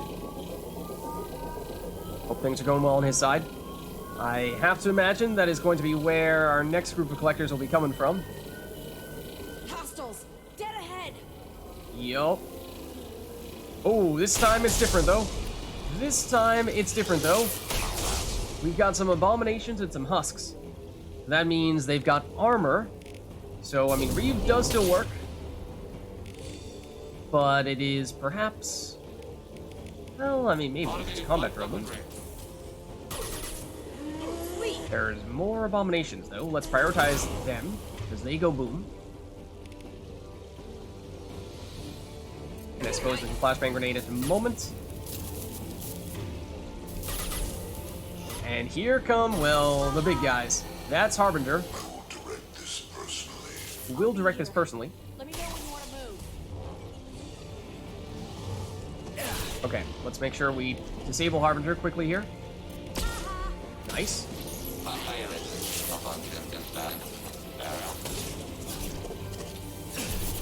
Where are the other enemies?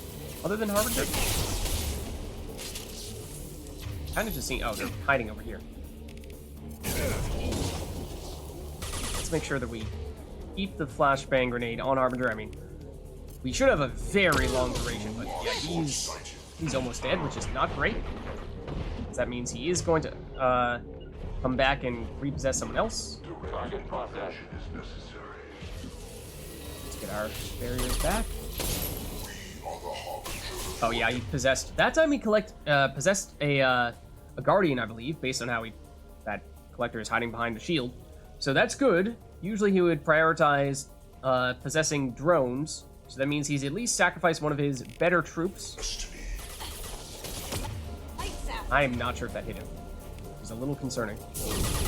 I attempted to direct it at him. I'm not sure it hit him. And once again, technically... I mean, I suppose what you can do if you direct it to take this. Whoa. That got rid of Harbinger very quickly. Yeah. So one thing you could do is basically just have Harbinger consistently transform into somebody, disable Harbinger with a flashbang grenade, and then take down every time Harbinger shows up. And that way you don't really have to fight very many normal collectors. However, it does probably mean it's going to last a little bit longer. Whereas alternatively, you could deliberately disable Harbinger with a flashbang grenade, and then take out all the other guys so Harbinger doesn't have anyone to assume direct control into, and then just finish with Harbinger. Okay, so once again, we've taken everybody else out. There is another... Oh, nice, there's a clip right there. I was gonna say, there's another clip outside the safety of the bubble that we might need to venture out to pick up, but let us save here. Once again, it is in between those waves of collectors, so we can save, so let's definitely do that. And let's move on. Let's go! And let's charge up.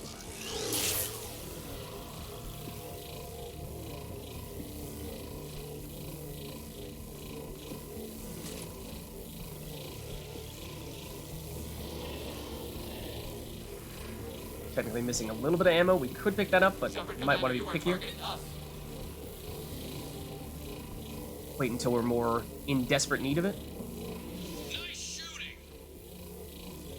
Nice. Sounds like things are going well with Garrus. I mean, if we're about to run past that, then I suppose we'll take it.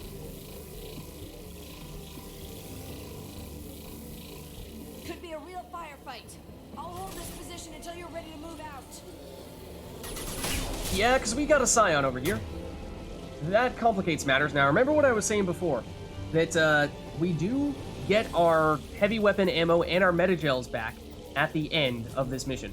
And so for that reason, there is or at least in this section of this mission, so there is certainly a case to be made for using your stuff aggressively.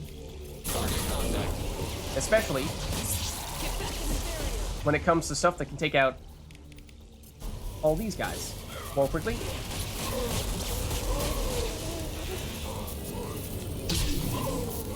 Including but not limited to the Black Storm, which should stagger that Scion, hopefully, for a bit. Let's try to get rid of this Abomination. That was one that just exploded on Kasumi. It's a normal husk. We might want to hit this guy with another one of these. Oh, there it goes. That's the explosion. Kasumi is almost down here. But once again, we can use our metagels aggressively. So perhaps we use one here.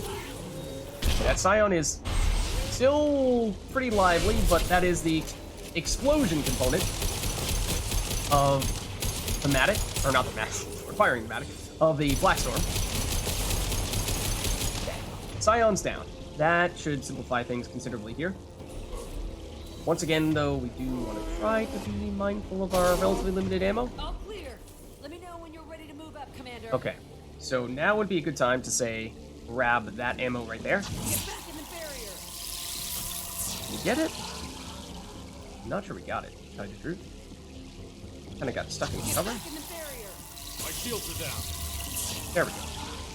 Now I think we have it. Okay, so yes. we fired a few of the black storms, and remember, it basically does this little black hole that will suck people in / stagger them, as that bought us some time while we were taking care of the husks and abominations that were swarming us. And then at the end of a short duration, it then explodes and deals a fair bit of damage when it does that, and that's what you were seeing toward the end there, where there were a few explosions happening. So we fired 2, I think, of 9 of our total Black Storm shots, and so we certainly do still have more where that came from. But I think that is useful. Help us out with what was definitely the most difficult of the waves we've faced thus far. Moving out, Commander.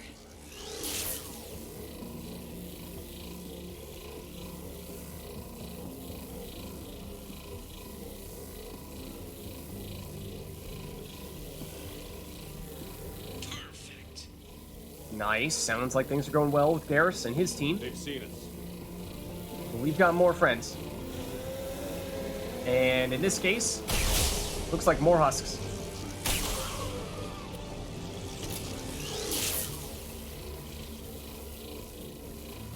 More ammo. Ooh, Jack's starting to struggle. She's been going for a while now.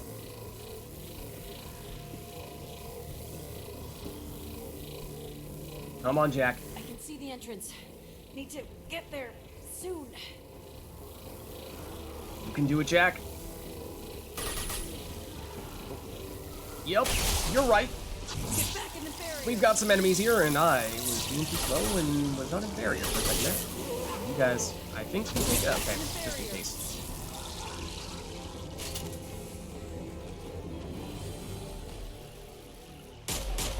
Hold on, we're almost there.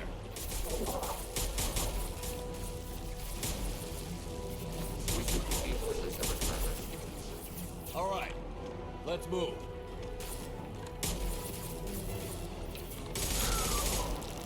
They're pushing. Keep it up. Take him out. Come on, Jack.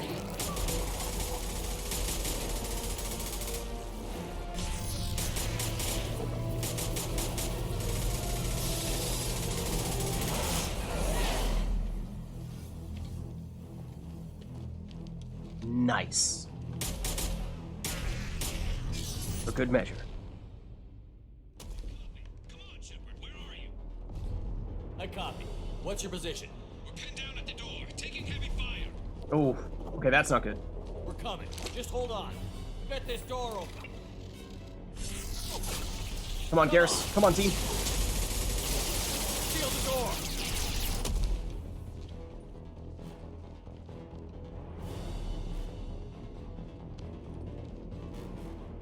Took a hit. He doesn't care. Joker, are you at the rendezvous point? I'm here, Commander. Chakwas and the rest of the crew just showed up. Morton's group just arrived, Shepard. No casualties. Fantastic. Excellent. Now let's make it count. Edie, what's our next step? There should be some nearby platforms that will take you to the main control console. From there, you can overload the system and destroy the base. Commander, you got a problem. Hostiles massing just outside the door. Won't be long till they bust through. Okay. Ooh. Alright. Well, in that case, I suppose somebody should hold this door? A rear guard could defend this position and keep the collectors from overwhelming us. Pick a team to go with you, Shepard. Everyone else can bunker down here and cover your back. Alright, so, although this may not look like it here, this is, in actuality, very similar to the squad, or really specialist selection screens that we were seeing before, because that's an important distinction that Miranda just made. We will choose our team here to go along with us. That is, of course, 2 additional people. Anyone that we do not take with us will, by definition, be staying back here to protect this door and hold the line, so to speak. So, when it comes to this part, that means that my general suggestion to you would be, well, do we want to talk about that, or do we want to talk about what just happened? I suppose let's take a few steps back and talk about what we just did with the what is often called the long walk with the biotic specialist using the sphere to protect us. Meanwhile, we had another team that was going through the other direction. So for that one, we chose to have Jack be our biotic specialist. That is, of course, one of the key decisions there. For that, you actually only have two choices that work. And those being a loyal Jack and a loyal Samara. And so that means you don't have a lot of options there, and there's a really nasty trick there, where before you start that, Miranda says, oh, in theory, any biotic could do it. Any biotic could do it, sure. And that might lead you to believe, all right, sure, Miranda just volunteered, let's take her. She can't do it. Don't take her. So, there's that. Then, other than that, I mean, any other biotic, although they are a biotic, they are not strong enough of a biotic. So, again, loyal Samara, loyal Jack. Then, when it comes to the person you choose to send back with the crewmates, actually, let's finish with that one, because that one has a tie to what we're about to talk about here. So, for the other team leader, it is almost the same for what we picked, or for what works with the first time round, where you pick another person to lead the team that is sending the group of other people. So once again, loyal Garrus works, loyal Jacob works, Miranda works in this case. However, interestingly enough, she does not have to be loyal. So this is one instance where if you, for whatever reason, had to initiate the suicide mission a little bit earlier, and you didn't have everyone done with their loyalty missions, that is one situation where you can safely include someone who is not loyal as a specialist. So non-loyal Miranda notably does not work the first time you have a specialist leading one of the other groups, the fire team leader. The second time, and only the second time, does the Miranda non-loyal option work. So careful with that, but technically it is possible, and of course loyal Miranda works as well, but if you don't happen to have her loyal, then you can get by with a non-loyal Miranda and it still works. Then let's talk about the person you send back with the crew.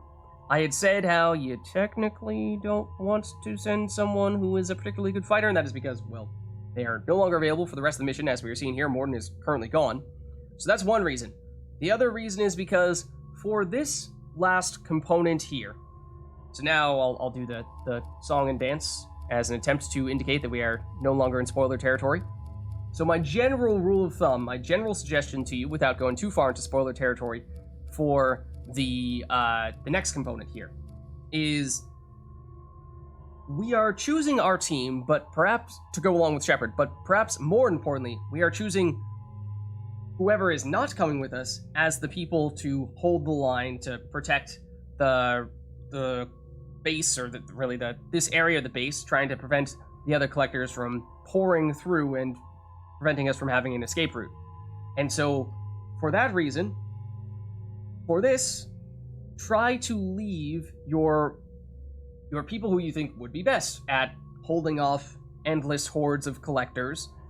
Leave them outside of your group so that they are there to hold the line and try to prevent the collectors from breaking through. Which means that for who you take on this part of the mission, you're probably looking to take people who are not as much of the direct frontline soldiers. So interpret that however you will, but I think we will, as we have often done and now will continue to do in this mission, I think I'm going to go with Kasumi as one of our options here. Again, that flashbang grenade is just priceless. Priceless in this situation. Anytime we're going against collectors to shut down Harbinger. So it's worked wonders for us thus far, and we're hoping to continue to do just that in the future. So we'll stick with Kasumi here as one of our options. For our other option, as I said, the simple, straightforward solution is to take two people who we would not really consider to be soldiers, so to speak, but there is also one person who specifically does have some unique dialogue for this component of the mission, that being Miranda. So if you feel bold enough to not leave Miranda back, or if you really feel like you want to have Miranda with you for combat reasons, then great. But she does for plot significant reasons and the unique dialogue. There is reason to include her if you're on the fence about who you want your second person to be. So I think we will take Miranda here as our second person. And in terms of our loadout, I don't think we've taken Miranda on our team yet, but at least not for this mission. Locust, Carnifex still makes sense. Same with Kasumi. Now, notably, this team is not packing a lot of firepower. Both of our squad mates with just the Locust and just the Carnifex is not a ton of weapon damage here. So that is definitely the biggest weakness. But, I mean, we have the Geth Plasma Shotgun, we have the Carnifex, we've got decent damage ourselves, at least. In terms of what we would like to have for our heavy weapon here, that is once again perhaps the primary question. And it is another instance of, you could make the case for Blackstorm, you could make the case for Avalanche here. In this case, you could argue, you know, just go for whatever you feel most confident, most comfortable with. As I was saying before, you will get your heavy weapon ammo fully restocked heading into this component of the mission, so you can be pretty aggressive with it throughout the mission. And, I mean, there's a really memey case to be made for the cane. I don't think we'll take it, but if you are feeling rather silly, I wouldn't really recommend it if it's your first time playing the game, because the cane has the potential to one-shot people, but it's really, really inconsistent damage. If you're looking for the memes, though, and maybe, you know, you've played Mass Effect numerous times before, then you don't need me to tell you, but the cane is a funny option, potentially, if that is of interest. But the more straightforward answer would probably be something like the Blackstorm or the Avalanche. So I think... How do we feel about the Blackstorm? I don't know, we might go... It was good in the time we were using it there, brief as it may have been. But I think we keep it simple here. We just go Avalanche. No nonsense. No nonsense. In that case, I think we're done here.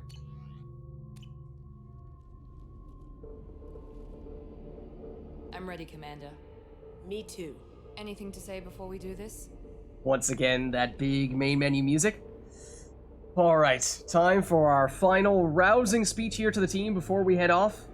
The galaxy is depending on us. The Collectors, the Reapers, they aren't a threat to us. They're a threat to everything, everyone. Those are the lives we're fighting for. That's the scale. And this right here is the last step we need to take. It's been a long journey, and no one's coming out without scars. But it all comes down to this moment. We win or lose it all in the next few minutes. Make me proud. Make yourselves proud. Well said. Let's go finish this. Let's do it.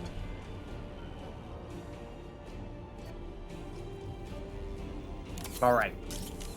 Also worth noting, at this point, from now on, I believe we may not have any times that we can manually save.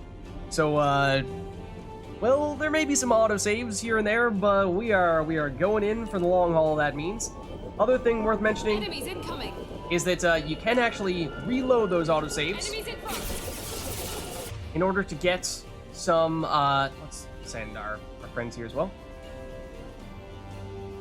You can reload those autosaves, and in doing so, that actually allows you to re-choose your ammo, or rather your weapon loadout. So if you feel like you chose something, you're not a huge fan of it, then it is an opportunity for you to switch that up.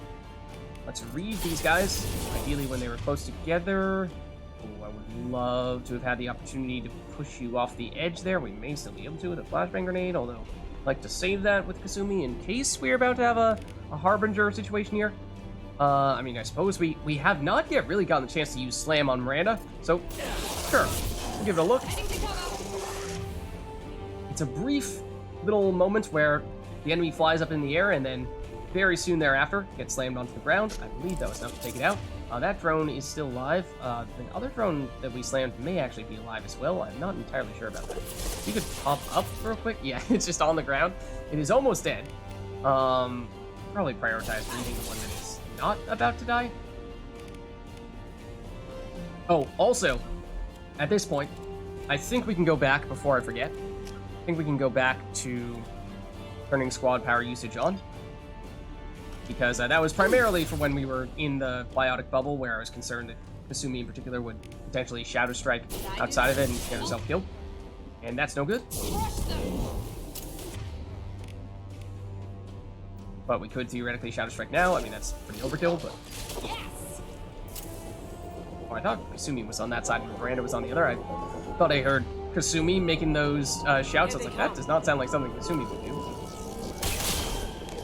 Okay, 1 down. 2 down. Well, that's a Guardian, though. That is not a normal Collector, notably. Okay, Miranda is now not in the best spot. Let's bump you over a bit here. So the Guardians have a little more firepower and do have the ability to put up a shield. Hold on. Did I see something out of the ordinary there? That looked like a Collector shockwave attack for a second. Made me a little nervous, but I think we're fine for the moment. Why, hello. Oh, we can't slam him while he's already in... Yes, we can slam him while he's already in the air. Let's do that. Oh, I wanted him to be over the edge when it happened, though. Unfortunately, he was not. Okay, where is this next one dropping down? Over here. It's a little far away. But once again... Oh, okay. This time, Harbinger's doing his thing. Kasumi did chuck, I believe, a grenade. I think it was at Harbinger, but we should be extra certain as soon as Kasumi is off cooldown. Kasumi is dead. Let us use it. And then let us make sure that this is Harbinger we're targeting here with that grenade. There we go.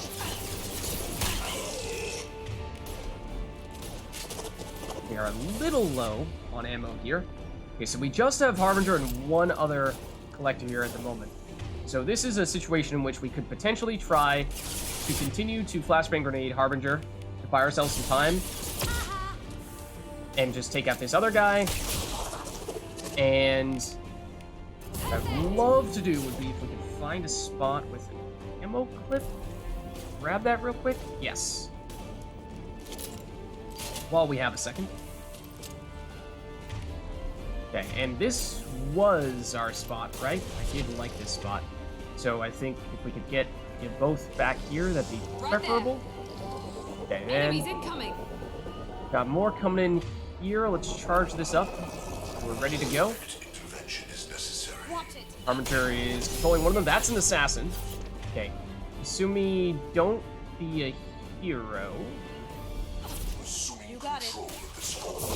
That's a Guardian as well. So yeah, there are some big enemies here. Harbinger is over there. I do want to make sure we get the chance to flashbang grenade him before we get too settled in here. Okay, good. Oh, Kasumi! She got the flashbang grenade on Harbinger just in time, but she is not having a good time right now. There's a chance that our squad mates get resurrected after we are done taking out a wave of enemies here. So I may see if we can handle these guys without Kasumi for the moment. We did get Harbinger disabled by a single flashbang grenade that lasts for about 30 seconds, but not indefinitely. So we have some time, but not all the time in the world. There is still that assassin there that is very capable of sniping us. Guardian. Trying to get rid of you altogether. You are very nearly dead. Harbinger's close to becoming an issue, though. May be close to running out of the disable duration on Harbinger. And at this point, with only one other enemy other than Harbinger remaining, if we get rid of Harbinger now, he will assume control of that assassin, which is a good enemy for him to assume control on. The problem is we won't have Kasumi to disable him with a flashbang grenade. So, I mean, either way, we're talking about probably fighting a Harbinger without the additional protection. How much left does this assassin have? We could take you out. That'd be amazing. Almost dead. Harbinger is almost certainly about to reactivate here. Okay, that was enough to take out that guy. Now we move in to take out Harbinger. I mean, we had one flashbang grenade from Kasumi. Harbinger has been disabled this entire time. It's been pretty amazing. Because even with that, that was enough. Do we get Kasumi back is the question, though. I don't think so. So I think, let's not play games here. Let's bring her back now.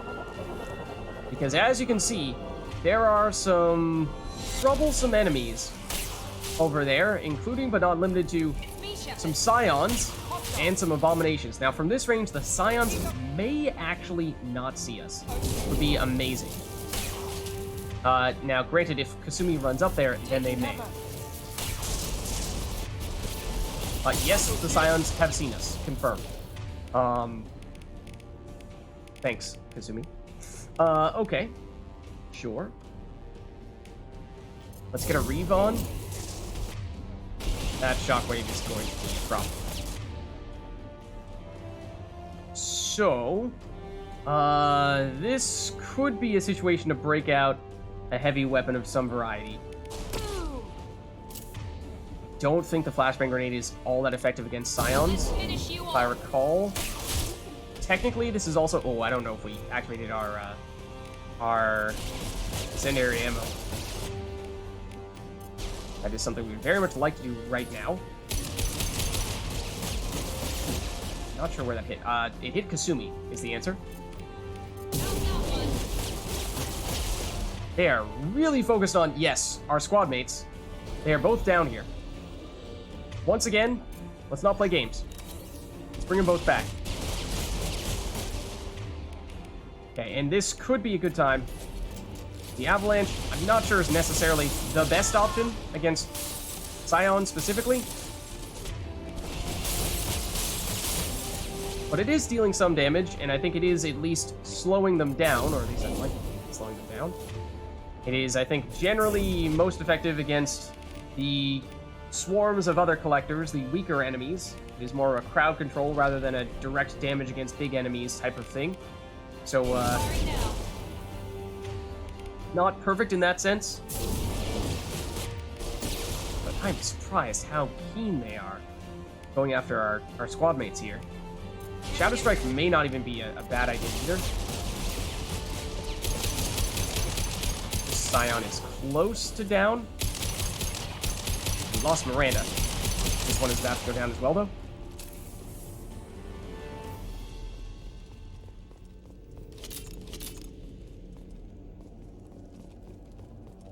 Okay. And at least at the moment, it seems as though things have quieted down.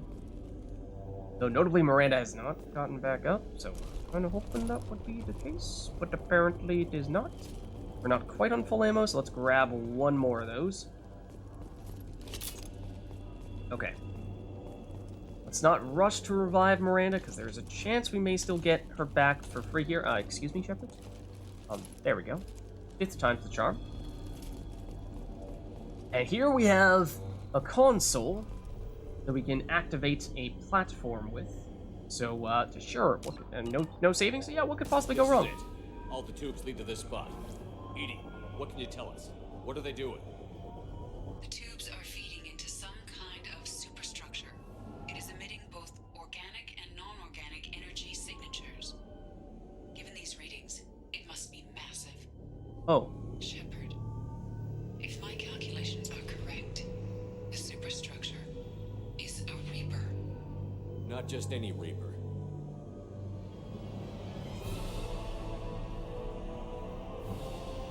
A human Reaper. Oh! Precisely.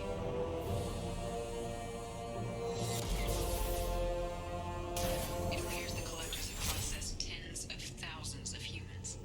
Significantly more will be required to complete the Reaper. Okay.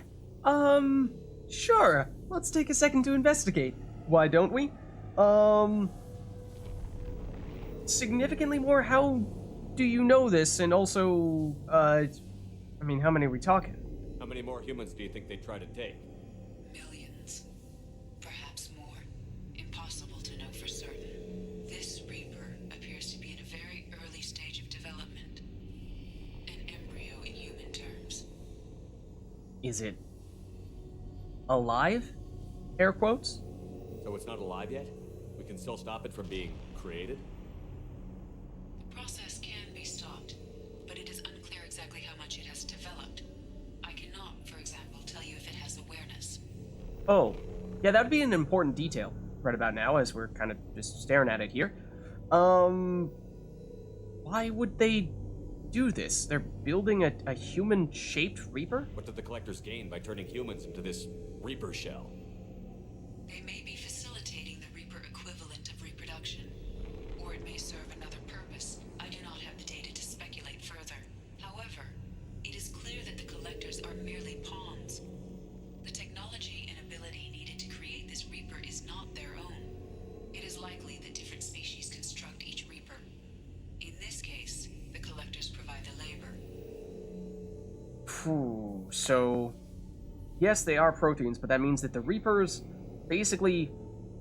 they abducted the Collectors and then converted, or rather abducted the Protheans, converted them into the Collectors, and then have used them as pawns, as slaves, as servants, whatever you want to call them, to capture all those humans from all the colonies we've heard about and use them, it seems, to try to build this Reaper. The Collectors are just Protheans. Why would they help the Reapers? The Reapers subdued the Protheans long ago. Probabilities suggest they attempted to create a Prothean Reaper and failed. Over time, they adapted the Protheans to suit their needs, changed them, turned them into workers, tools for the Reapers. Yeah, so that is, in many ways, what we learned from the Collector ship when we realized that the Collectors are actually Protheans, or were actually Protheans. So, yeah, let's see. And so we did significantly more. We did, why did they changed the order of this, didn't they? That's what's messing with my head. I don't think we asked why they would do this. What did the Collectors gain by turning humans into this Reaper shell? Hold on. However, it is likely that different species construct each Reaper. So yeah, why the human looks, though? The Collectors provide the labor. Why does it make sense to make it look human? They're building it to look like a human. Why? Why bother? It appears that a Reaper's shape is based upon the species used to create it. Why bother? Seems like extra effort for little to no additional benefit. Reapers are machines. Why do they need humans at all? Incorrect. Reapers are sapient constructs, a hybrid of organic and inorganic material. The exact construction methods are unclear, but it seems probable that the Reapers absorb the essence of a species, utilizing it in their reproduction process. Okay. Reapers actually a hybrid of organics and synthetics, and are harvesting humans quite literally to build a Reaper. That's lovely. That's just lovely. So, yeah, needless to say, this thing, we can't let it survive. This thing is an abomination. Edie, how do we destroy it? The large tubes injecting the fluid are a weak structural link. Destroying them should cause the supports to collapse, and the Reaper to fall. Give us a minute, Edie. We gotta take care of some old friends first. Okay, let's see. I'm thinking the Collectors are not gonna let us just destroy this Reaper here unopposed, so I kinda eyeing this spot here. Looks like there is some decent cover. Got the high ground. Most importantly. Okay, Harbinger's taking this one. So let us... Ooh, notably we did not get our metagels back there. That's kind of painful. We used a lot in the previous section. That could be a bit of an issue. Flashbang Grenade, Harbinger. That is, of course, what Kasumi is here for. Then let's reeve all these guys. 1 and 100 will replace it. I missed. Seems like we're getting flanked. It doesn't look like it at the moment. So that's good stuff. Okay, let's make sure we get rid of you before we do anything with Harbinger. Excuse me. Thank you. Nice, Commander. Let's finish you off.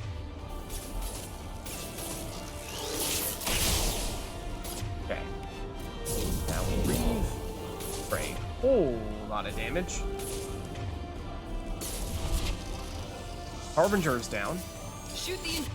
Okay, so now you heard Edie say that the injection tubes are a weak point, and that means we can target them here, and we absolutely should do that. But let's see if we can, like, say, even have, or to what extent this is really going to work, but we're going to try to have our squad mates go for those. Well, we go for that, and then if we're fast enough, I didn't time that very well with the squad mates. Okay, we got at least one tube. Oh, we might not quite have been fast enough on the second tube even. Ooh, okay, that was not great in that sense. It is possible to get numerous tubes. In fact, it is even theoretically possible to get all 4 tubes in one go-round in very specific circumstances with very specific setups. But Get Plasma Shotgun theoretically should be more than capable of doing 2 at a time. And your squad mates, I mean, we might have just messed ourselves up a little bit, getting too ambitious. Trying to take some out with them. Ooh, that's a Guardian. That is not a normal Cooper. Not a normal drone. You are stronger. Still want to be cautious with Kasumi's abilities until we see a Harbinger appearance. Okay, do we have ammo anywhere here? We do. This spot. I am going to seize that opportunity real quick. Still one enemy remaining over there. But now that they are gone, means that once again, that's what we're looking for. 2 tubes, 1 round. Who's this who is standing on top of the cover? Miranda, if you could please not do that. That would definitely be preferable. Okay, we've got what appears to be some big enemies here. Yep, and Harbinger is, I think, might have taken control of an assassin there, thankfully. One of the stronger enemies. So that's great. Kasumi's on. Ooh, that is not great. Very not great. Okay, hold on. Gotta poke out to get to Harbinger. And grenade you.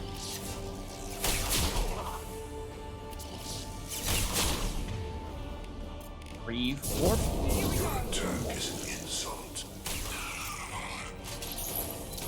Still, I believe, a Guardian over there. Yeah, set up the shield. Could still be able to reave you through it, though. Okay, great. Then for Harbinger, seems like you're the only one left right now. So let us continue to throw on the flash grenades. I'm pretty sure that everything just hit that cover in front of us there. Like, I mean, everything. The Matic actually may be better. May even be better than the Get the Plasma Shotgun when it comes to taking out these things here, but there's only one left. I believe. I'm sure that was the last one.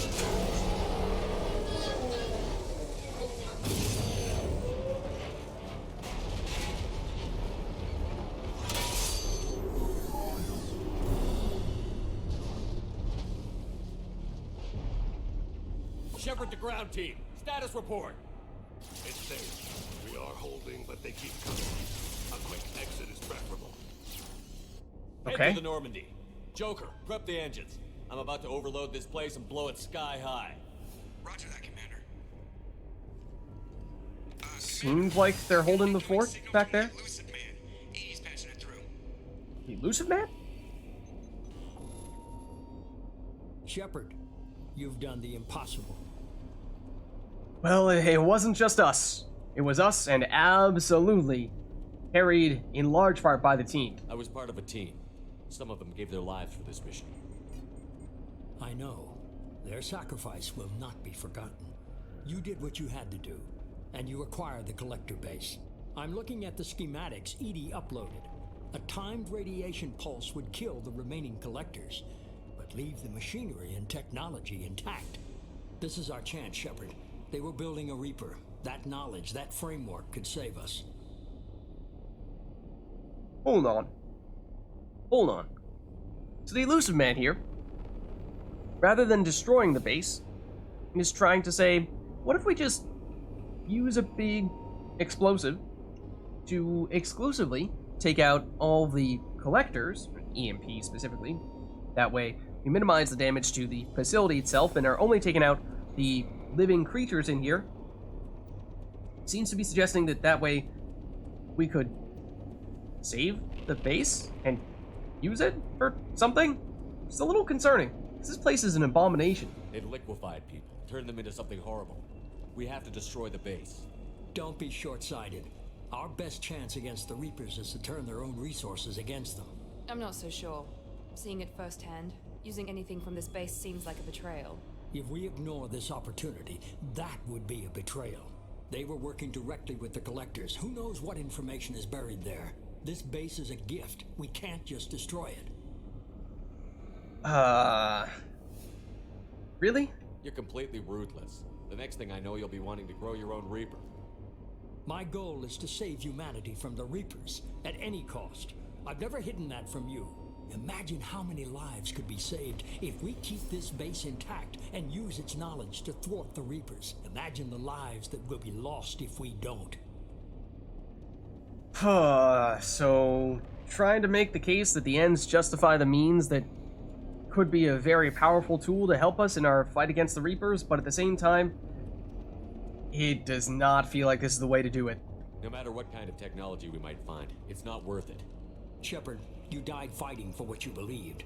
I brought you back so you could keep fighting. Some would say what we did to you was going too far, but look what you've accomplished. I didn't discard you because I knew your value. Don't be so quick to discard this facility. Think of the potential. And so, we have the choice. Say we don't need the base, we will destroy it and everything in it because we are no fans of the Collectors and no fans of the Reapers they are working for. Or we could say, alright, Elusive Man, I'd buy it.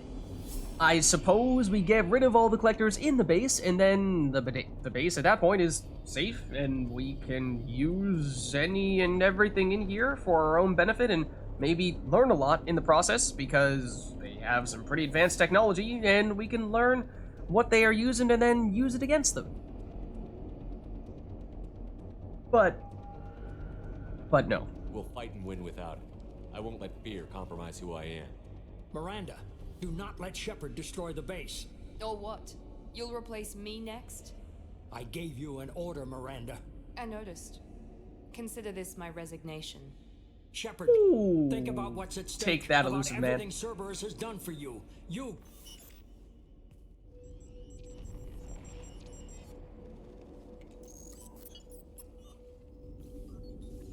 Let's move. We've got 10 minutes before the reactor overloads and blows this whole station apart.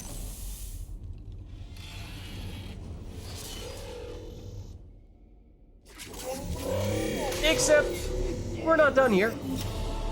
We are very, very not done here.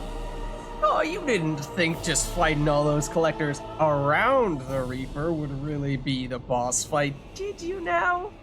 Did you now? Oh no, I am afraid not. We have ourselves the Reaper human larva. It's alive, or at least alive enough to put up a fight. So, in terms of what we want to do here, well, needless to say, this thing is, it's a threat. And so, well...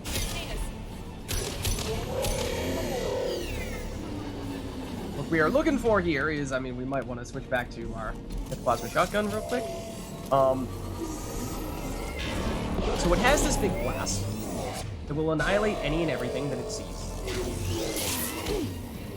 Then it will drop down, and when it does so,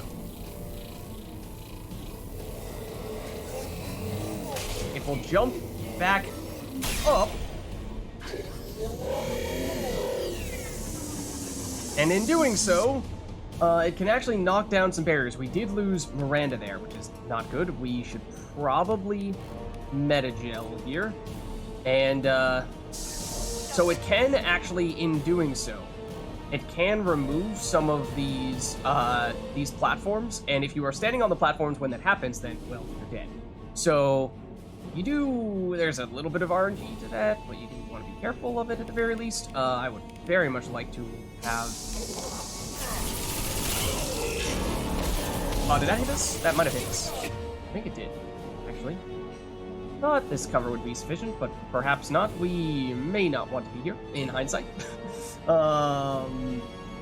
We'd of course also like to get the chance to actually hit the Reaper, which now that we have a quick chance here to look at it, we can see it has some weak points. So we can shoot 1 point in the left eye, or technically that's its right eye, but you know what I mean. 2 over here, and then I think if we are diligent in keeping a watchful eye, we may see additional weak points later on.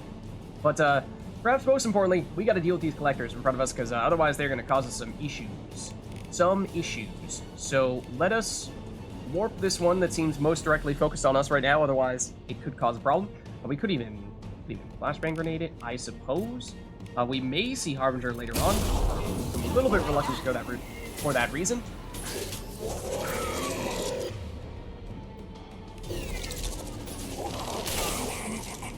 Okay, so once again, you kind of do need to be careful of this thing, and apparently we are not sufficiently in cover here, so we might be about to die. In fact, I am somewhat certain that we are. Because this thing, as you can probably imagine, it does hit pretty hard. It is what got rid of our shields before. Let's Unity. Otherwise... Oh, that was sufficient cover. Excuse me, why did we take damage the first time then?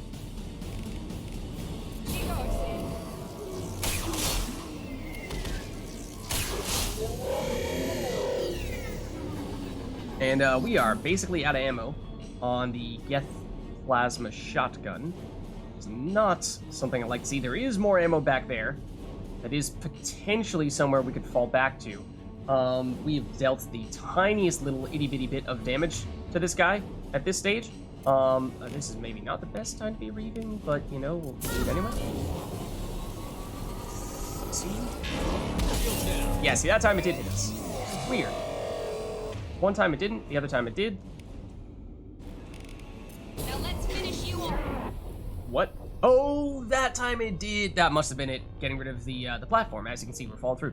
Okay, so yeah, I thought that place there was going to be a safe place from it doing just that, but apparently it is not.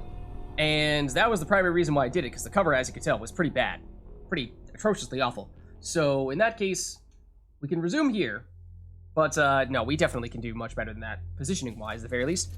Now, I was mentioning this before. When you do load back in, you do get the choice to reset your ammo, which is actually pretty significant here, because previously we were focusing on prioritizing biotics, or rather, barriers damage.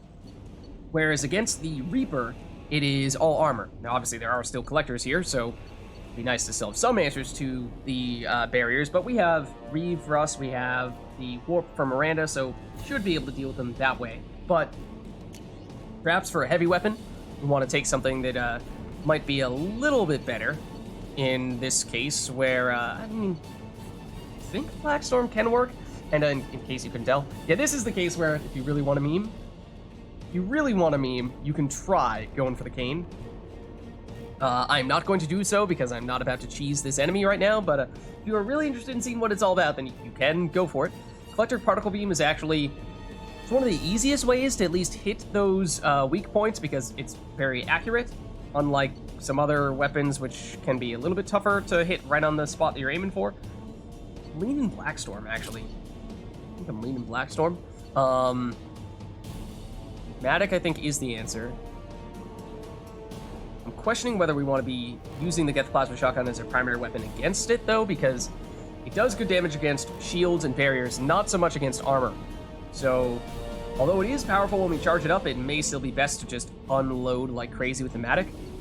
So, there's that, and then obviously Miranda and Kasumi don't really have much in the way of options here. So let's, real quick, activate our ammo powers here. And this might be the spot we're actually looking for. Did you at all here? Okay, so let's... So like this cover, for example, looks much bigger than the previous cover we were working with. So that's probably the answer we're looking for.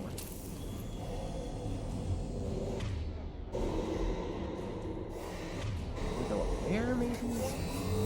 Not entirely sure. is pretty mobile, is one problem. So it is hard to sneak in that time to shoot it. And technically, when it's charging up like this, is one of the better times to do so. There we go. A little more like it. Yeah, when it's doing this, you can get a little greedy.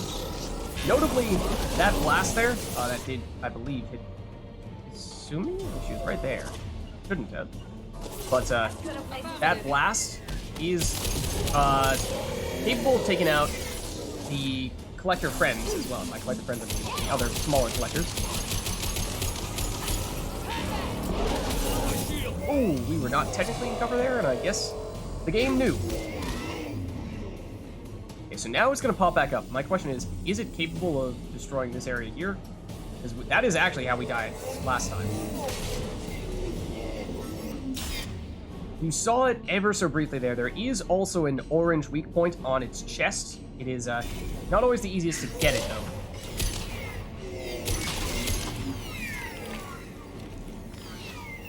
What is that? Like a tail? Probably a decent time to actually be shooting, not reloading. So now it's popping back up somewhere. Again, the question of, are we actually safe here? I'm not entirely sure.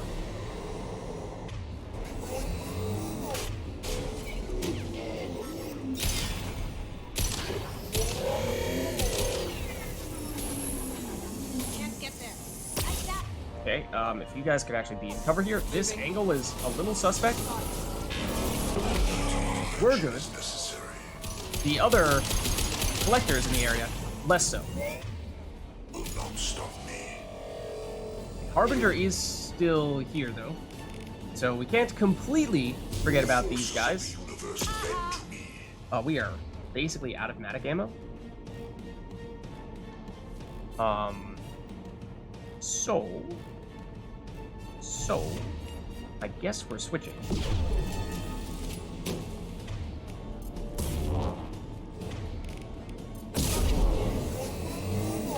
And once again, the Reaper is going to pop up somewhere else where it may theoretically hit us.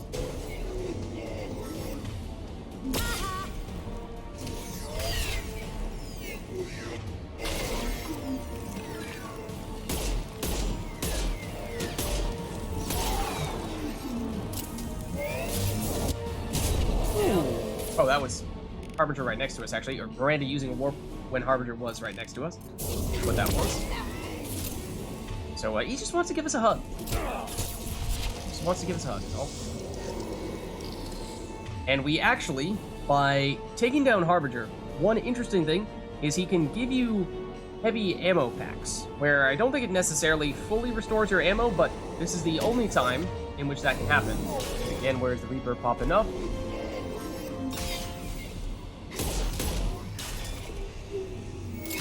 See if we can also actually use some abilities here to deal some extra damage. Oh, that's not good. That doesn't look good. That looks an awful lot like the Reaper is going to try to destroy that spot. Maybe? Maybe I'm reading too much into that. Reaper's actually very low on HP. I did not realize that. I feel like the Carnifex might have been dealing way more damage than the Matic was, for whatever reason. Oh, you're over here now. Okay.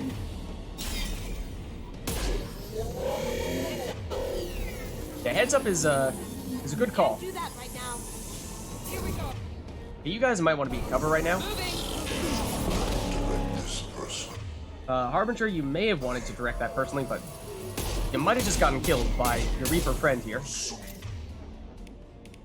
Once again, let's reach if we can. I'm not sure we necessarily hit that target.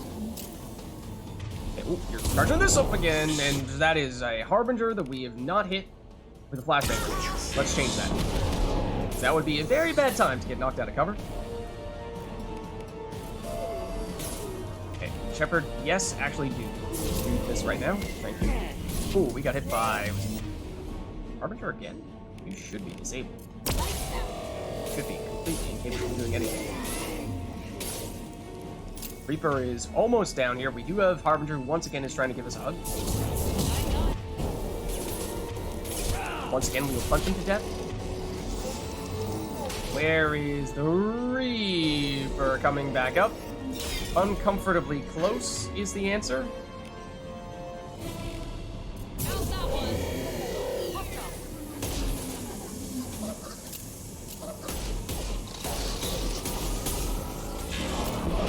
Ooh, that was close. I was almost not in cover during that. There we go. Now we're talking. Artifacts does the trick. Sumi.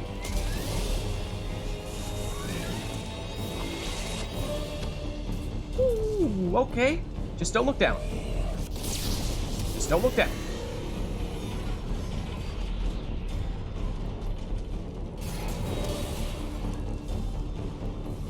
Miranda. Careful.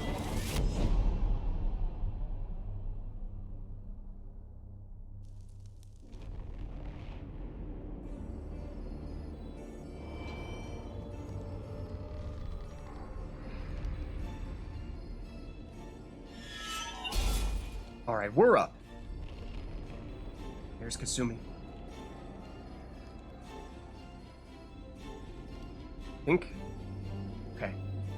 Looks like she's wounded, but alive. As for Miranda.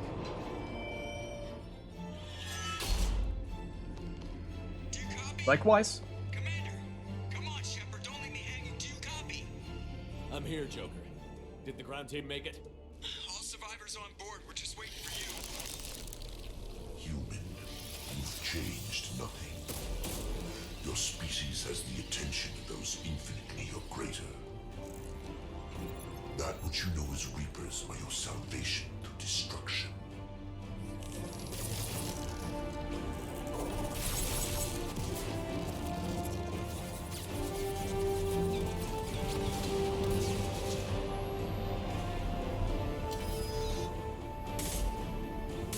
Joker, get back in the ship! What are you doing, Joker? Giving us some support fire here. Come on, Shepard.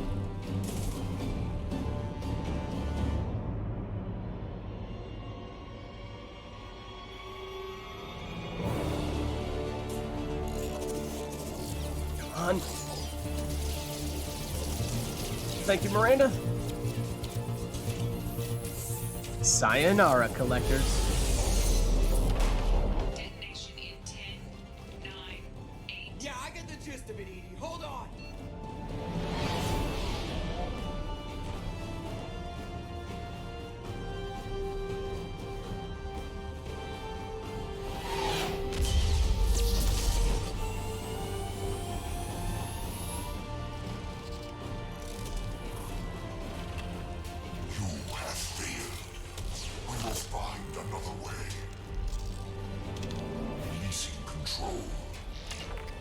So that was, that whole time, the Collector General there, that Harbinger was technically controlling remotely, not Harbinger directly, even though it was always saying Harbinger. But needless to say, I think he's dead. That Collector General, at least.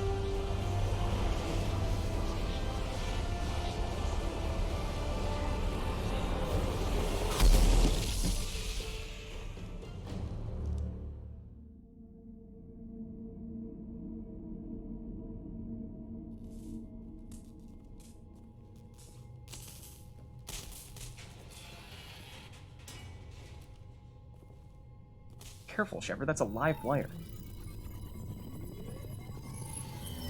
Shepard, you're making a habit of costing me more than time and money. Hold on, that's the first thing you have to say to me here, elusive man? We just did the impossible, thank you very much. We survived. Too many lives were lost at that base. I'm not sorry it's gone. The first of many lives. The technology from that base could have secured human dominance in the galaxy against the Reapers and beyond. Human dominance? Or just Cerberus? Strength for Cerberus is strength for every human.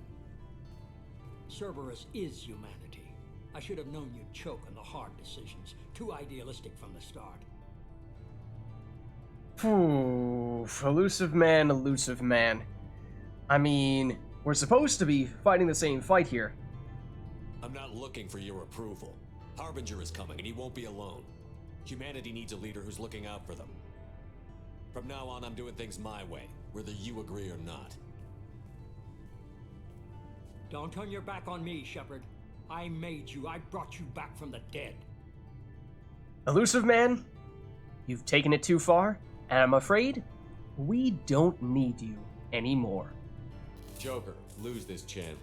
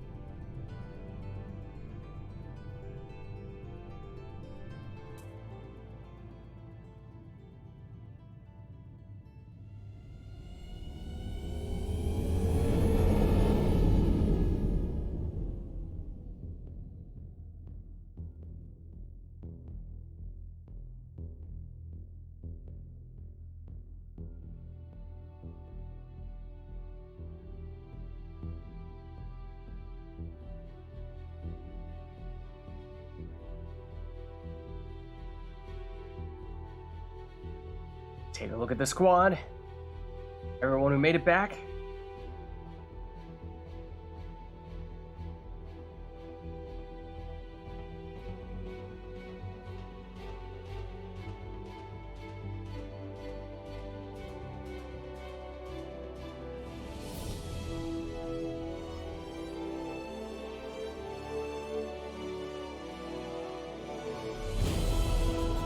But I'm afraid we've got a new enemy on the horizon.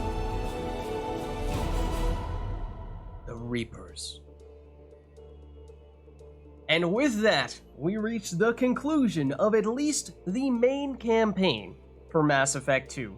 Concluding with, well, of course, that collector ship collector base, oftentimes referred to as the suicide mission. Now, in case it wasn't clear, we did in fact survive the suicide mission with every single member of our team making it out alive, and well, in case you can't tell from the name, yes, it is very much possible to lose one, if not even all, of your teammates, including Shepard, in that last mission there. So if you are playing along with us and you manage to also emerge with your full team at the end of the suicide mission, then congratulations, well done. Other than that, I mean, I suppose I never really got the chance to talk about what the inner workings behind that final component was, so I suppose we'll head a little bit further into spoiler territory here for a minute, but basically the way it works is that any person who is left holding the line there, namely not anyone that you brought with Shepard on your final team, and not the person that you sent back to return with the squad mates, or rather the crewmates, all of those people each are assigned a score, and then it is the average score of all of the people left in this holding the line situation that determines whether anyone will survive or die in that last encounter. So that means that, technically speaking, you want to send someone back with the crewmates who is A, loyal, so that they don't die, and also B, not a particularly good fighter, so that you can actually remove one of the weakest people when it comes to those who would otherwise be holding the line, which is why Morden is often sort of the most popular choice, but anyone else who is not a particularly strong fighter also works. I don't remember as to exactly what everyone's score is, but as I was saying, you know, you can imagine people like Morden, I believe, has the lowest score, tied with Kasumi, Tali, Jack might also be tied for the lowest score as well, and then after that, you get the people who are, like, kind of, sort of, the fighters with the likes of, I forget if there are 3 different point amounts or if there are 4 different point amounts. But, you know, then you get the Mirandas, you get the Thane is in that group. or not, but the people who are kind of sort of combat people, and then at the top of the list, the people who you absolutely want to make sure are back there holding the line is Garrus, is Brunt, and is Zaid. Basically, the three people who are most used to, well, fighting when they are severely outnumbered. And so that is, again, the average value of the average score of all the people holding the line is what determines whether or not you succeed there. So you want to keep the people who are the most fight-centric, combat-centric in that spot there. And you also have each person who is loyal to you gains an additional point there as well. So even if you have some people there who are not necessarily fighters per se, at least if they're loyal, they're still they're not dragging down your average too much. So it does take a little bit of maths to find out the exact probability or the exact determination as to whether someone will die or not. But that is, at least in theory, the idea behind it. And I think that's just about it. So of course we are not entirely done just yet, because we have deliberately saved at least one mission for post-suicide mission. That is something that is possible to do. In fact, you could save as many missions as you want until after that mission. Of course, for the most part, you'd like to have as many missions beforehand to power up and get resources and upgrades and what have you. But we do still have a rival. That is absolutely next on the agenda, because that will be our transition from Mass Effect 2 into Mass Effect 3. So without further ado, actually, can I even skip these? Yes, I can. Well, I mean, we've seen a lot of, obviously, huge effort here from BioWare, the team that made Mass Effect 2, and we were saying beforehand, once upon a time, this was considered one of, if not the best level in all of video games, and we were wondering if it would still stand up to the test of time, and I mean, it's still very, very good. But curious to hear what you guys have to say about that. But without further ado, let's head back, because you've stopped the Collectors from creating a human Reaper. You now have two choices. We can either continue the game and complete any unfinished missions, develop relationships, play downloaded content, explore the galaxy for anything you might have missed. So if maybe you didn't realize that for some reason the going in to fight the Collectors was going to be the final mission and you didn't have time to do everything, or you didn't realize that there was going to be a domino effect, which actually, oh yeah, I did talk about this a bit, the whole, the timing of the Reaper IFF is going to determine when that last mission ends up showing up. Oh, other thing I didn't mention is actually, technically speaking, and again, sort of spoiler territory here, but we've experienced it now, so I think it's fair game at this point. Technically speaking, after your crew has been abducted, you can go out and do additional missions before you try to rescue them at the Collector base. However,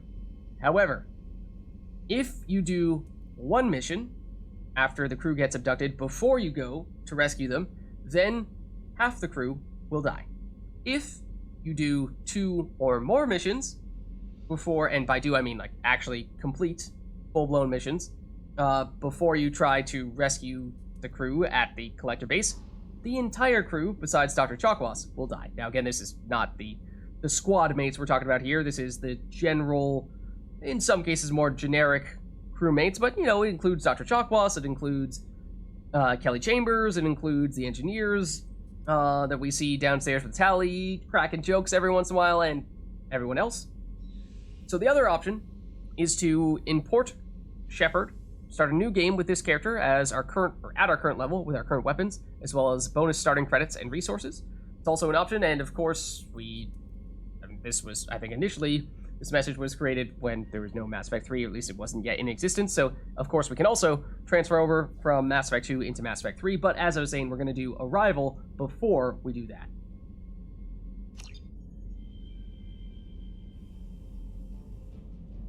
Okay, so post-final mission here, we do just randomly get thrown into our cabin here. But one thing I want to make a point of doing, before we get too distracted by any of that, is let's head on downstairs and let's chat with the team about the mission we just completed. Because we just did what was supposed to be impossible.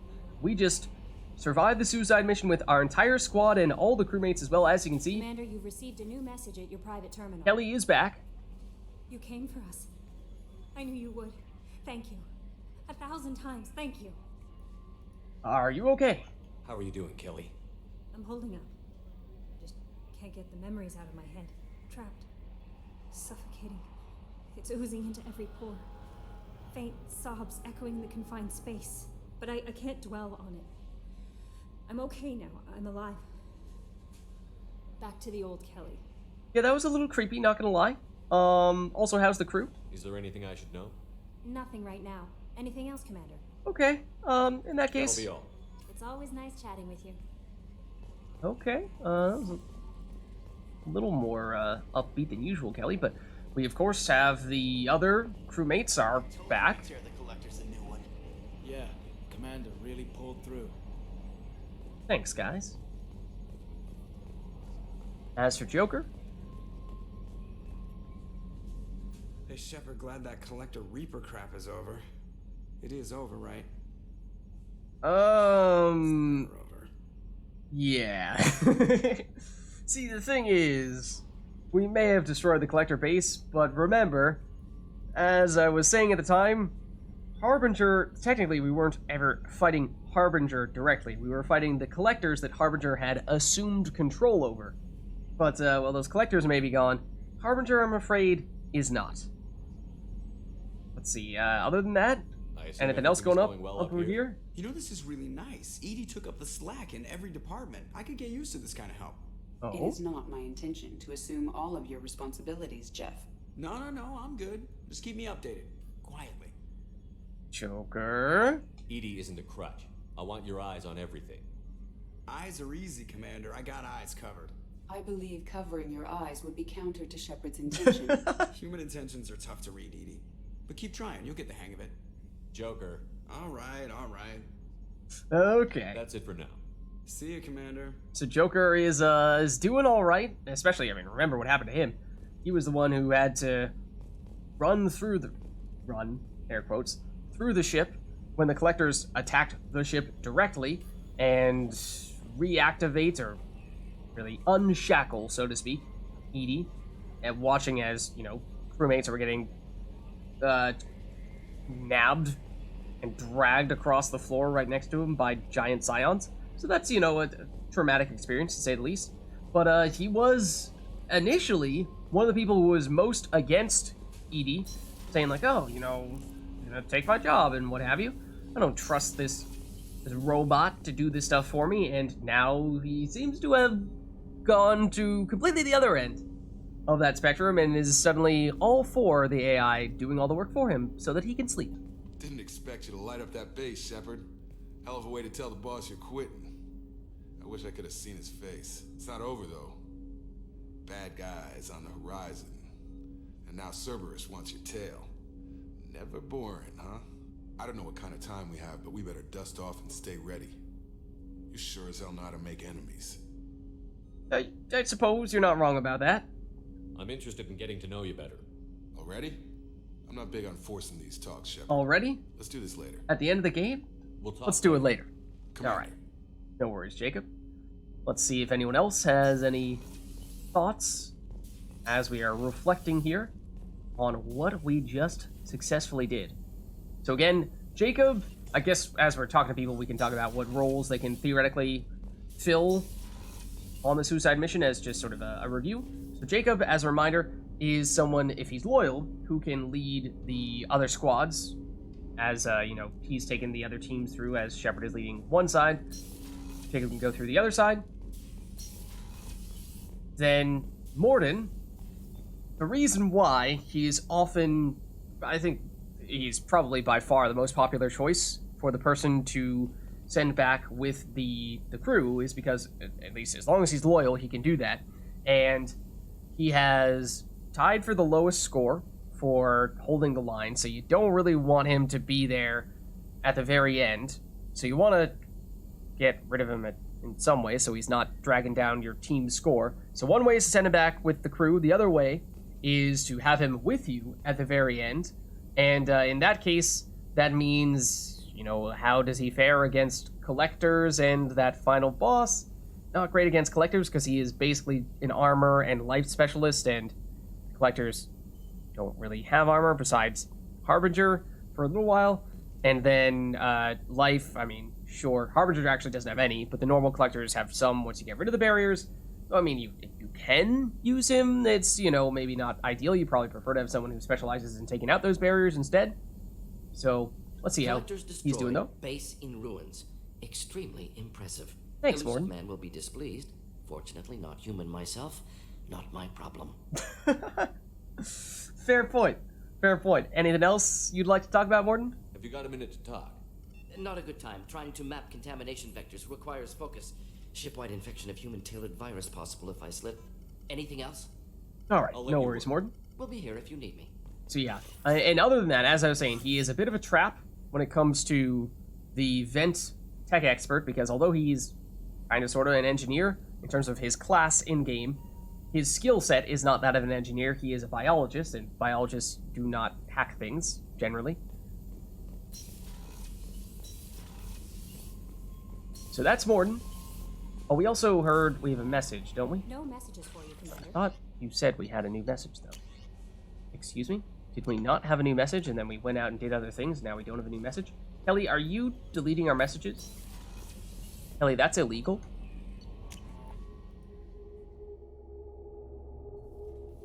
Okay. Now, let's take a look around here. Asumi, any thoughts? I was just thinking about you. Oh, okay. Sure. So, you and Tally finally got together, eh? Don't worry, I won't pry. She took her mask off with you. That took a lot of trust on her part. You're not wrong about that. You're not wrong about that. Tally is so cute. You're all she talks about in that sweet rainbows and butterflies kind of way. Aww. She loves you, Shepard. Be good to her. Okay, so yeah, good thing we checked back in with Kasumi, getting some inside details on, yeah, sure, she's eavesdropping and spying on us and what have you, probably, that's kind of what she does.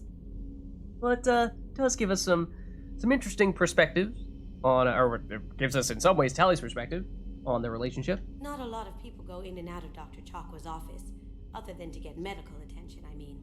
I hear you shared a drink with her. That's really nice. I imagine with all that's happened, old friends are becoming a luxury. Okay, and we've heard that before, so sounds like that is everything from Kasumi. What about Thane over here? Any thoughts on our last mission? You had to make a difficult choice, Shepard. For what it's worth, I believe you made the correct one. See, do you have any idea how little that narrows it down? You're talking about destroying versus saving the collector base? Because you could be referring to any of a number of other things. Like, namely, every decision that we made when it came to choosing who did what. Oh, and I forgot to mention for Kasumi, in terms of what she can do. So she can be a tech expert in that first part, although, assuming she's loyal. But again, it's kind of a hard case to make when she's so good against Harbinger with her flashbang grenade. So, you know, you may not want her to do that. Then as for Thane, Thane is actually, he's not a specialist, or cannot succeed in any specialist role. He is not great, but he's okay at holding the line. He's still someone who is, you know, not going to be carrying the team in that sense, but I don't think he's in the lowest group. I think he is 1 point above them. I mean, we can see if he has anything else he wants to talk about, but I'm not sure he will. Have a few minutes to talk? Later. I'd like to consider what we've already discussed. Okay. I should go. I shall return to my meditations. So that's Thane. The latest from him. Let's see, we checked Kasumi over here, right? Yep. So then, why don't we do perhaps Samara next? And so for Samara, she can be the biotic specialist, as can, I suppose I should mention. A loyal Samara can do that. A Morinth can also do that. So, if you happen to have chosen Morinth, then you can also do that. I wanted to tell you, I believe you did the right thing by destroying that base. The elusive man thinks he has the wisdom to utilize it, but he does not. Okay, and that's one of the primary reasons why we chose to go that route. Because, yeah, you know, the elusive man, he's very power-hungry and very manipulative. And at times, our interests may align with his. Technically, in some ways, he is our employer, yes. But at the same time, when it came to handing him this kind of potential power, that just seemed like that was asking for trouble. How are you? Perhaps we could speak later. I wish to meditate. Alright, fair enough. Of course. So that is Samara's thoughts on the previous mission. Final mission. Sort of. Again, we do technically have believe you took down the one more collectors. mission. I'm proud to serve under you, Commander. Hawthorne is still in the infirmary, though I think his pride is more broken than his bones. He tried so hard to help Joker. Oh, was that the guy who was in Thane's room when we were with Joker, playing as Joker, trying to get the ED fully unlocked? And he was the guy, I'll help you, Joker, stay close, and then just immediately got bodied by the collectors. Let's see, Dr. Chakwas. I'm still a little shaken from my abduction by the collectors. It was a lot to endure. You and Jeff came so quickly. I've never had truer friends. Thank you, Commander. So, interestingly enough, Dr. Chakwas is the only crewmate who will survive if you dilly-dally and do a whole bunch of things in between getting the IFF, or getting the crew abducted and going to rescue them. Well, he's healing up, in theory. Legion, what about you? Any thoughts? An interesting choice, Shepard, Commander. Your species was offered everything Geth aspired to. True unity, understanding, transcendence. You rejected it. You even refused the possibility of using the old machine's gifts to achieve it on your species' own terms. You are more like us than we thought. That's an interesting way to put it. I mean, at first, I thought it seemed like quite a stretch, making the case that our decision to destroy the collector base is like what not so much to destroy the collector base as much as the total unity amongst our people. What are you trying to say? Like, if we allowed all humans to get harvested into a single Reaper, then we would have a collective human mind that, you know, functions to animate that Reaper? Kind of like the collective intelligence that make up the Geth? Maybe, but I mean, were we ever gonna... Is that ever something we were considering doing? Oh yeah, you know what, this whole getting our guts harvested to create the raw materials to make a new Reaper? Yeah, that seemed like a good idea. Why don't we just do that, you know? Forget about fighting against the collectors, let's just submit. Yeah, no, that was definitely not something we were considering, but to the other point, yeah, destroying the base is actually, now that Legion mentions it, that part is similar to at least what the quote-unquote normal Geth chose to do in denying the offer that the Reapers gave them. So that I can see. See, is there anything else Legion can tell us? I'd like to find out more about you. Specify. I've never encountered a Geth that had more than animal intelligence. We are a unique hardware platform. Most mobile platforms can run up to 100 programs. Okay. This platform can run over 1,000 at once. So I talked about this a little bit before. I wasn't sure to what extent we'd officially heard from Legion, or maybe they had alluded to it, but normal Geth platforms only have about 100 programs. And the number of programs basically is an analog for how intelligent that Geth is. So 100 programs, basically the usual intelligence. And that's why you don't usually see quote-unquote normal Geth by themselves, because when they are by themselves, they aren't very smart and they aren't very capable of doing important, complicated things. Whereas Legion single-handedly has over 1,000 programs at once, and so therefore has the cognitive abilities of, or at least the processing abilities of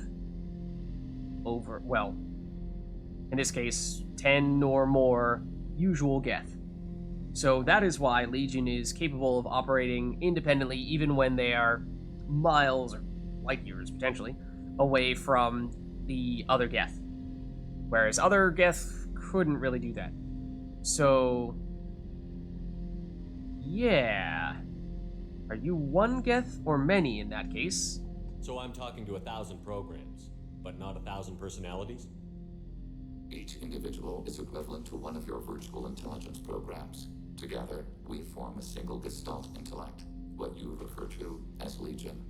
As individual programs, we are no more than your software. Only when we share data do we become more. Okay. Suppose that makes sense. As for the Geth network, I assume this is sort of getting at what I was talking about before, where usually Geth are in large groups where they can network together to increase their processing power. So Geth have to be networked to get enough computing power for intelligence. Exactly. Yes. The creators wrote Geth programs for specific tasks: construction, protection, domestic servitude. However, they allowed self-optimization. Early software builds discovered that multiple hardware platforms sharing resources were often more effective. As peer networks expanded, our cognition improved. Eventually, we woke up. Ooh. That's very interesting. So yes, that explains how initially the Quarians created the Geth, and it didn't seem like it was going to be much of an issue having these machines that were programmed to do specific things, but because they had the ability to do this, this self-improvement, I forget exactly how Legion phrased it, but meant that they were able to, well, make self-improvements and combine and coalesce their intelligence to allow them to do much more complicated things until they, quote-unquote, woke up. So, but yes, absolutely, Legion is not a normal Geth. As we were saying before, 10-ish times more intelligent, smarter, more capable than other Geth. You're more sophisticated than the average Geth. Yes, we are a network within our own hardware, capable of operating alone. We are still connected to the greater network for data sharing. So are there more like you, or are you totally unique? How many other Geth are like you? None. This platform was built to operate within organic space. This task was not suited for a network. Geth installed in mobile platforms always operate in networks. However, most Geth remain within server hubs. Ooh. So Legion is unique in that way. The only Geth with that many programs stuffed into one platform. So you say most of the Geth are hanging out near Geth hubs. We technically did see some Geth hubs, I think, when we were on Legion's loyalty mission there. And yes, the Geth were right next to them. The hubs on Vermeer improve the performance of Geth near them. How do they work? They are akin to organic cities. A hub can run millions of Geth in communion. If you destroyed them, it is likely the number of heretics you killed was much higher than you imagined. Oh, that's an interesting point. Okay, and I mean, we did destroy them. So, and then are you connected right now? I mean, basically, you said you're capable of running independently, but you can also communicate back with the larger Geth consensus. But are you always connected? So you're in contact with the rest of the Geth right now? Only when we require access to data not stored within this platform. If you want to convey a message to the Geth, we serve as a terminal. That's very interesting. We theoretically can use Legion as a messenger to speak directly with the overarching Geth as a whole. So yeah, what information do you share in that case? What kind of data do you share? Program updates, logs of thought process, sensor recordings. Legion is attempting to access the ship's FTL comm system. Shall I allow it through my firewalls? Ooh, hey Legion, you know, maybe when we're talking about this stuff you can explain what you're trying to do before you just immediately go into it, but alright, we'll let it pass for now. Go ahead, Edie. Our oldest log is time-stamped from Creator Year 2463, third day of Voltash, waxing moon, roughly 327 years ago. The oldest audiovisual record dates from 15 years after that. Okay. Edie, after Legion did that, are you still okay? Are our networks secure, Edie? Legion had to go through you. I have never interfaced with another machine intelligence. Legion is 1,000 voices talking at once. What it contacted was beyond my comprehension. A mind the size of a galactic arm. How do you maintain stability without other minds to interact with? I manage. Some minutes are more difficult than others. Legion's like, that must be so lonely. But, okay, can you give us an example of some records that you have? Some really old records? Can you replay something for me? Recording timestamp from Creator Year 2485, 18th day of Loonshao, New Moon. Mistress Hala Dama, unit has an inquiry. What is it, 431? Do these units have a soul? Who taught you that word?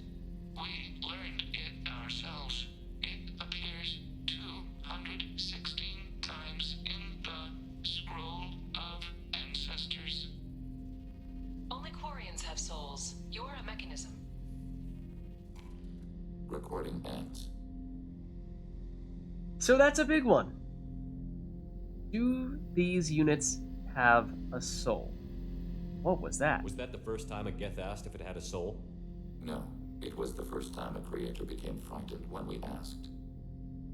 Ooh, so they asked numerous times, and that is a jarring question to hear from a machine. But, no, we can't press any further on that.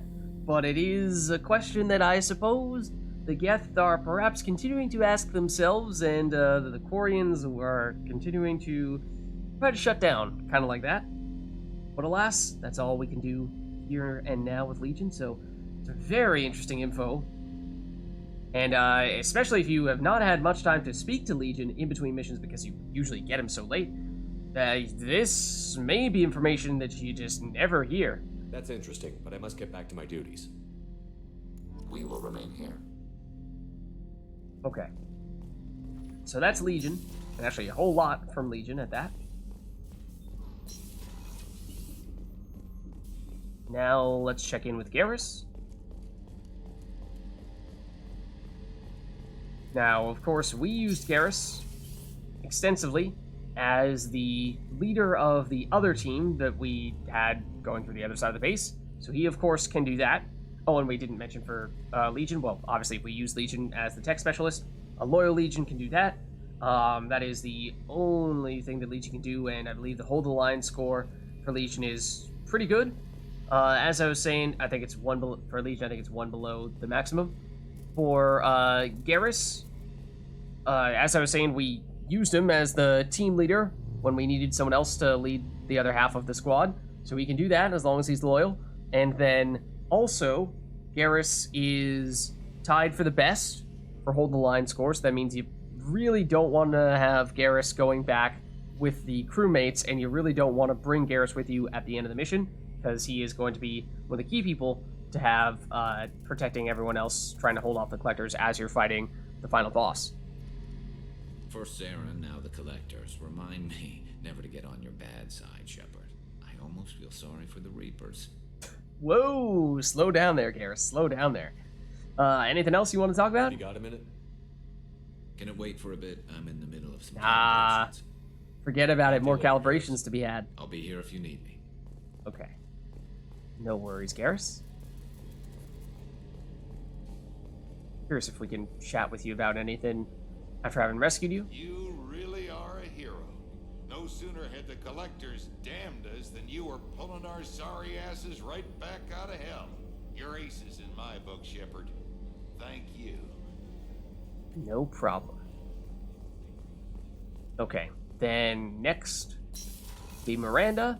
And so for Miranda, she is also someone who is capable of being a team leader, much like Garrus. And if she's loyal, she can do it on the first one. She actually doesn't need to be loyal on the second one. Technically, I mean, I don't know how. I mean, we did the mission already, so I guess I can go deep into spoilery territory here and deep into the behind-the-scenes mechanics of this here. But I will spin around in circles once we're done if you don't want to hear these spoilers for some reason. But basically, the reason for that is the first time round, well, I guess start by saying Miranda is really, really hard to kill on the suicide mission. So there are a whole lot of things built in that make it so that she is very hard to sacrifice. And that includes that she cannot go back to send the crewmates, or with the crewmates. She's not even an option for that. She, the first time round, does need to be loyal to be a team leader, because if that team leader fails, then it is still the tech expert who dies, rather than the team leader. So for that reason, you can have a disloyal Miranda lead the team, fail in the first round, and then still survive. So that is why Miranda still lives, even if she is disloyal in the first spot. But in the second spot, if Miranda is disloyal, she still succeeds, because in the second team leader instance, if that team leader is disloyal, then they are the ones that would normally die. And that is, as you may recall, when we had Garrus there in that role, he took a hit and just sort of Shepard patted him on the shoulder, and we just carried on and didn't even talk about it at all, because Garrus was loyal, so he was able to shrug it off. But anyone who is disloyal would usually, or a disloyal Garrus would die to that. A disloyal Jacob would still die to that. Disloyal Miranda and a loyal Miranda still survive, because Miranda can't die at that part. So basically, that's why. So it is a way in which to use a disloyal character, which is difficult to do without having them die in that mission. Usually you just have to hide them in the hold the line component and hope that you have enough strong fighters to make up for them. So that is the primary thing you can do with Miranda. And then at the end, if you do take her with you, then she has the unique line where she talks about how she's resigning.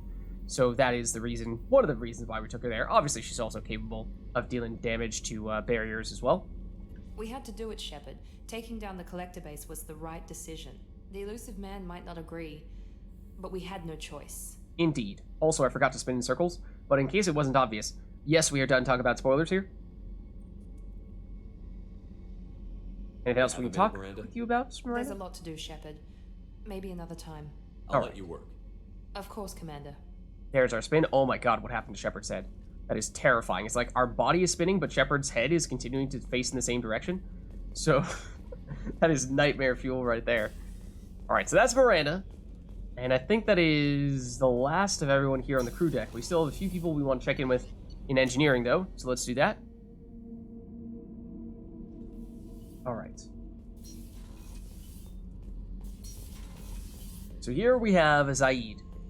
And Zaid, I mean, technically anyone who's loyal can bring the crew members back. So, you know, I haven't specifically mentioned that with people other than Morden, because he tends to be someone people do that with. But Zaid is a bad choice for that, because he's really good at holding the line. That is his specialty.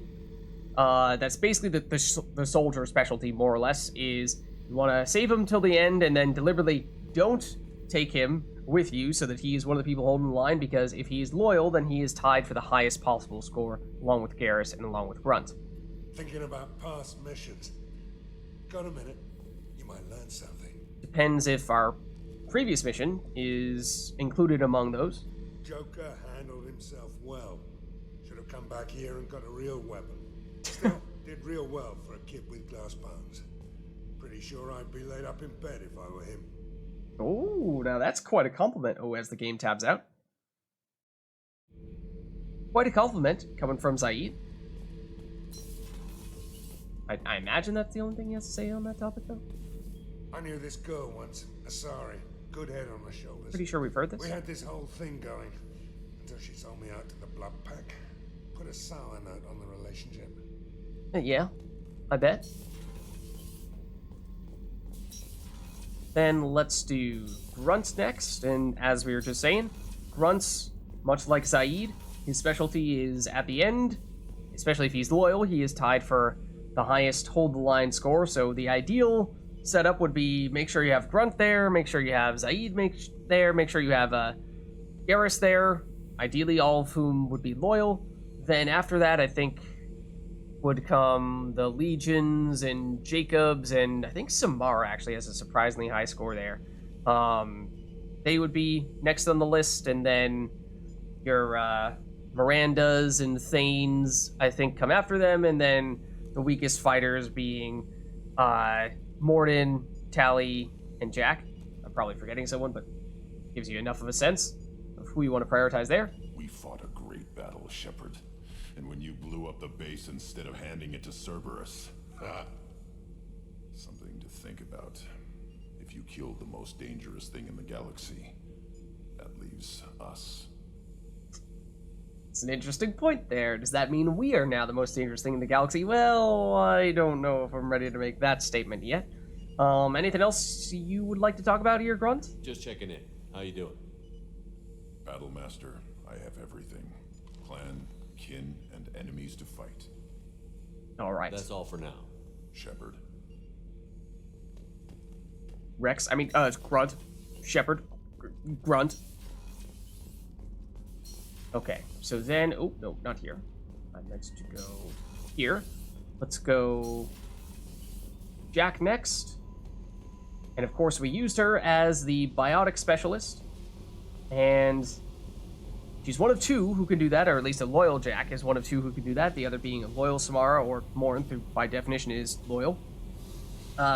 Notably, there were some tricks there. Miranda does not have the skills to do the job, nor does any other biotic. I mean, as I was saying at the time, don't overthink it too much. You have quite literally the most powerful human biotic in the galaxy. Why would you take anyone other than that person in that position? Or Samara, who's been training as a biotic for hundreds of years. So, yeah, don't get too clever with that one. Hey. That's all you have to say on that. Really. I should go. Okay, talk later. Jack is also another person who is very weak when it comes to her hold the line score. I believe she's tied for the minimum, in which case she's another person that you could certainly justify, if she's loyal, using to send the crew back. Otherwise, if you do have her toward the end, then you might want to bring her with you. Now, she's probably among the weakest for the people you could have with you for the final fight. I mean, she does have the warp ammo, assuming you've put some points into that, so you could maybe salvage it with that. I mean, if you're on a lower difficulty where you don't have everyone with barriers, then maybe Shockwave and Pull become easier to use, and it's easier to justify bringing her, but at least certainly on higher difficulties, where she is almost useless until you have gotten rid of those defensive layers, it's pretty hard to justify bringing her, so she's a bit of a tough one. Yeah, again, it's, you may bring her back with the crew, or you have her hold the line, but you just gotta make sure you have enough other high score people to compensate for having her back there.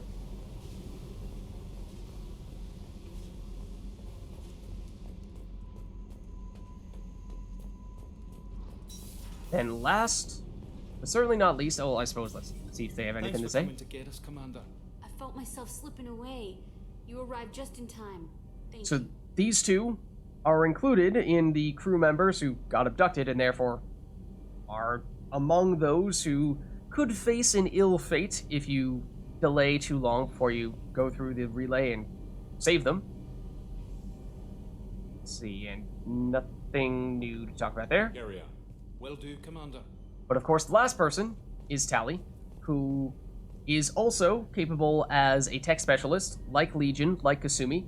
That makes sense. She's been basically our preferred tech person all the way back, dating to the beginning of Mass Effect 1. So nothing has changed there. Another case of, don't need to overthink it too much. She's one of, if not perhaps the most obvious choice for that. So good choice there. However, other than that, she is, I believe, also tied for the minimum hold the line score, which means she is a strong candidate to bring back with the crewmates. She also is someone that at the end of the mission where you're choosing which squad to take with you, you could justify bringing her with you, so that way you're not dragging down your team's hold the line score with her over there. We obviously did not do that, but we had enough loyal people to boost our hold the line score, and we had all of the Zaid, Garrus, and Grunts back there to help compensate for still having Tally back there and still having Jack back there as well.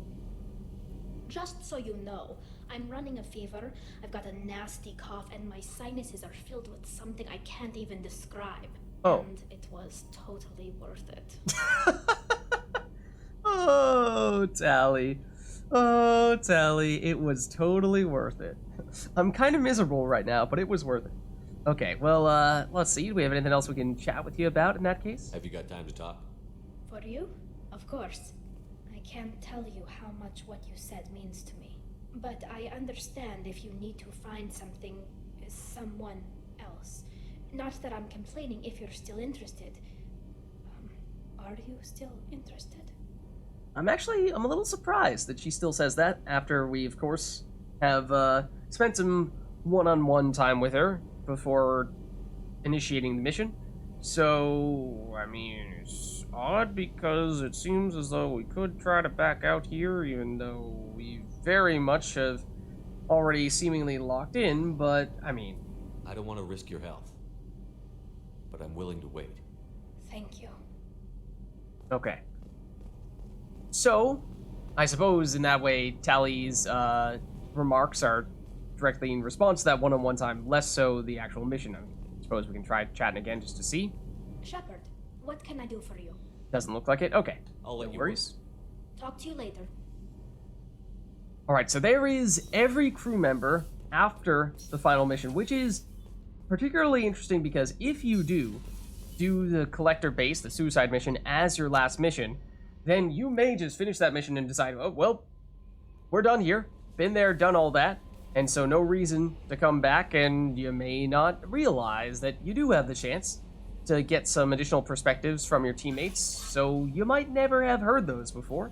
But as we've heard in some instances, there are some interesting thoughts that some crewmates shared with us.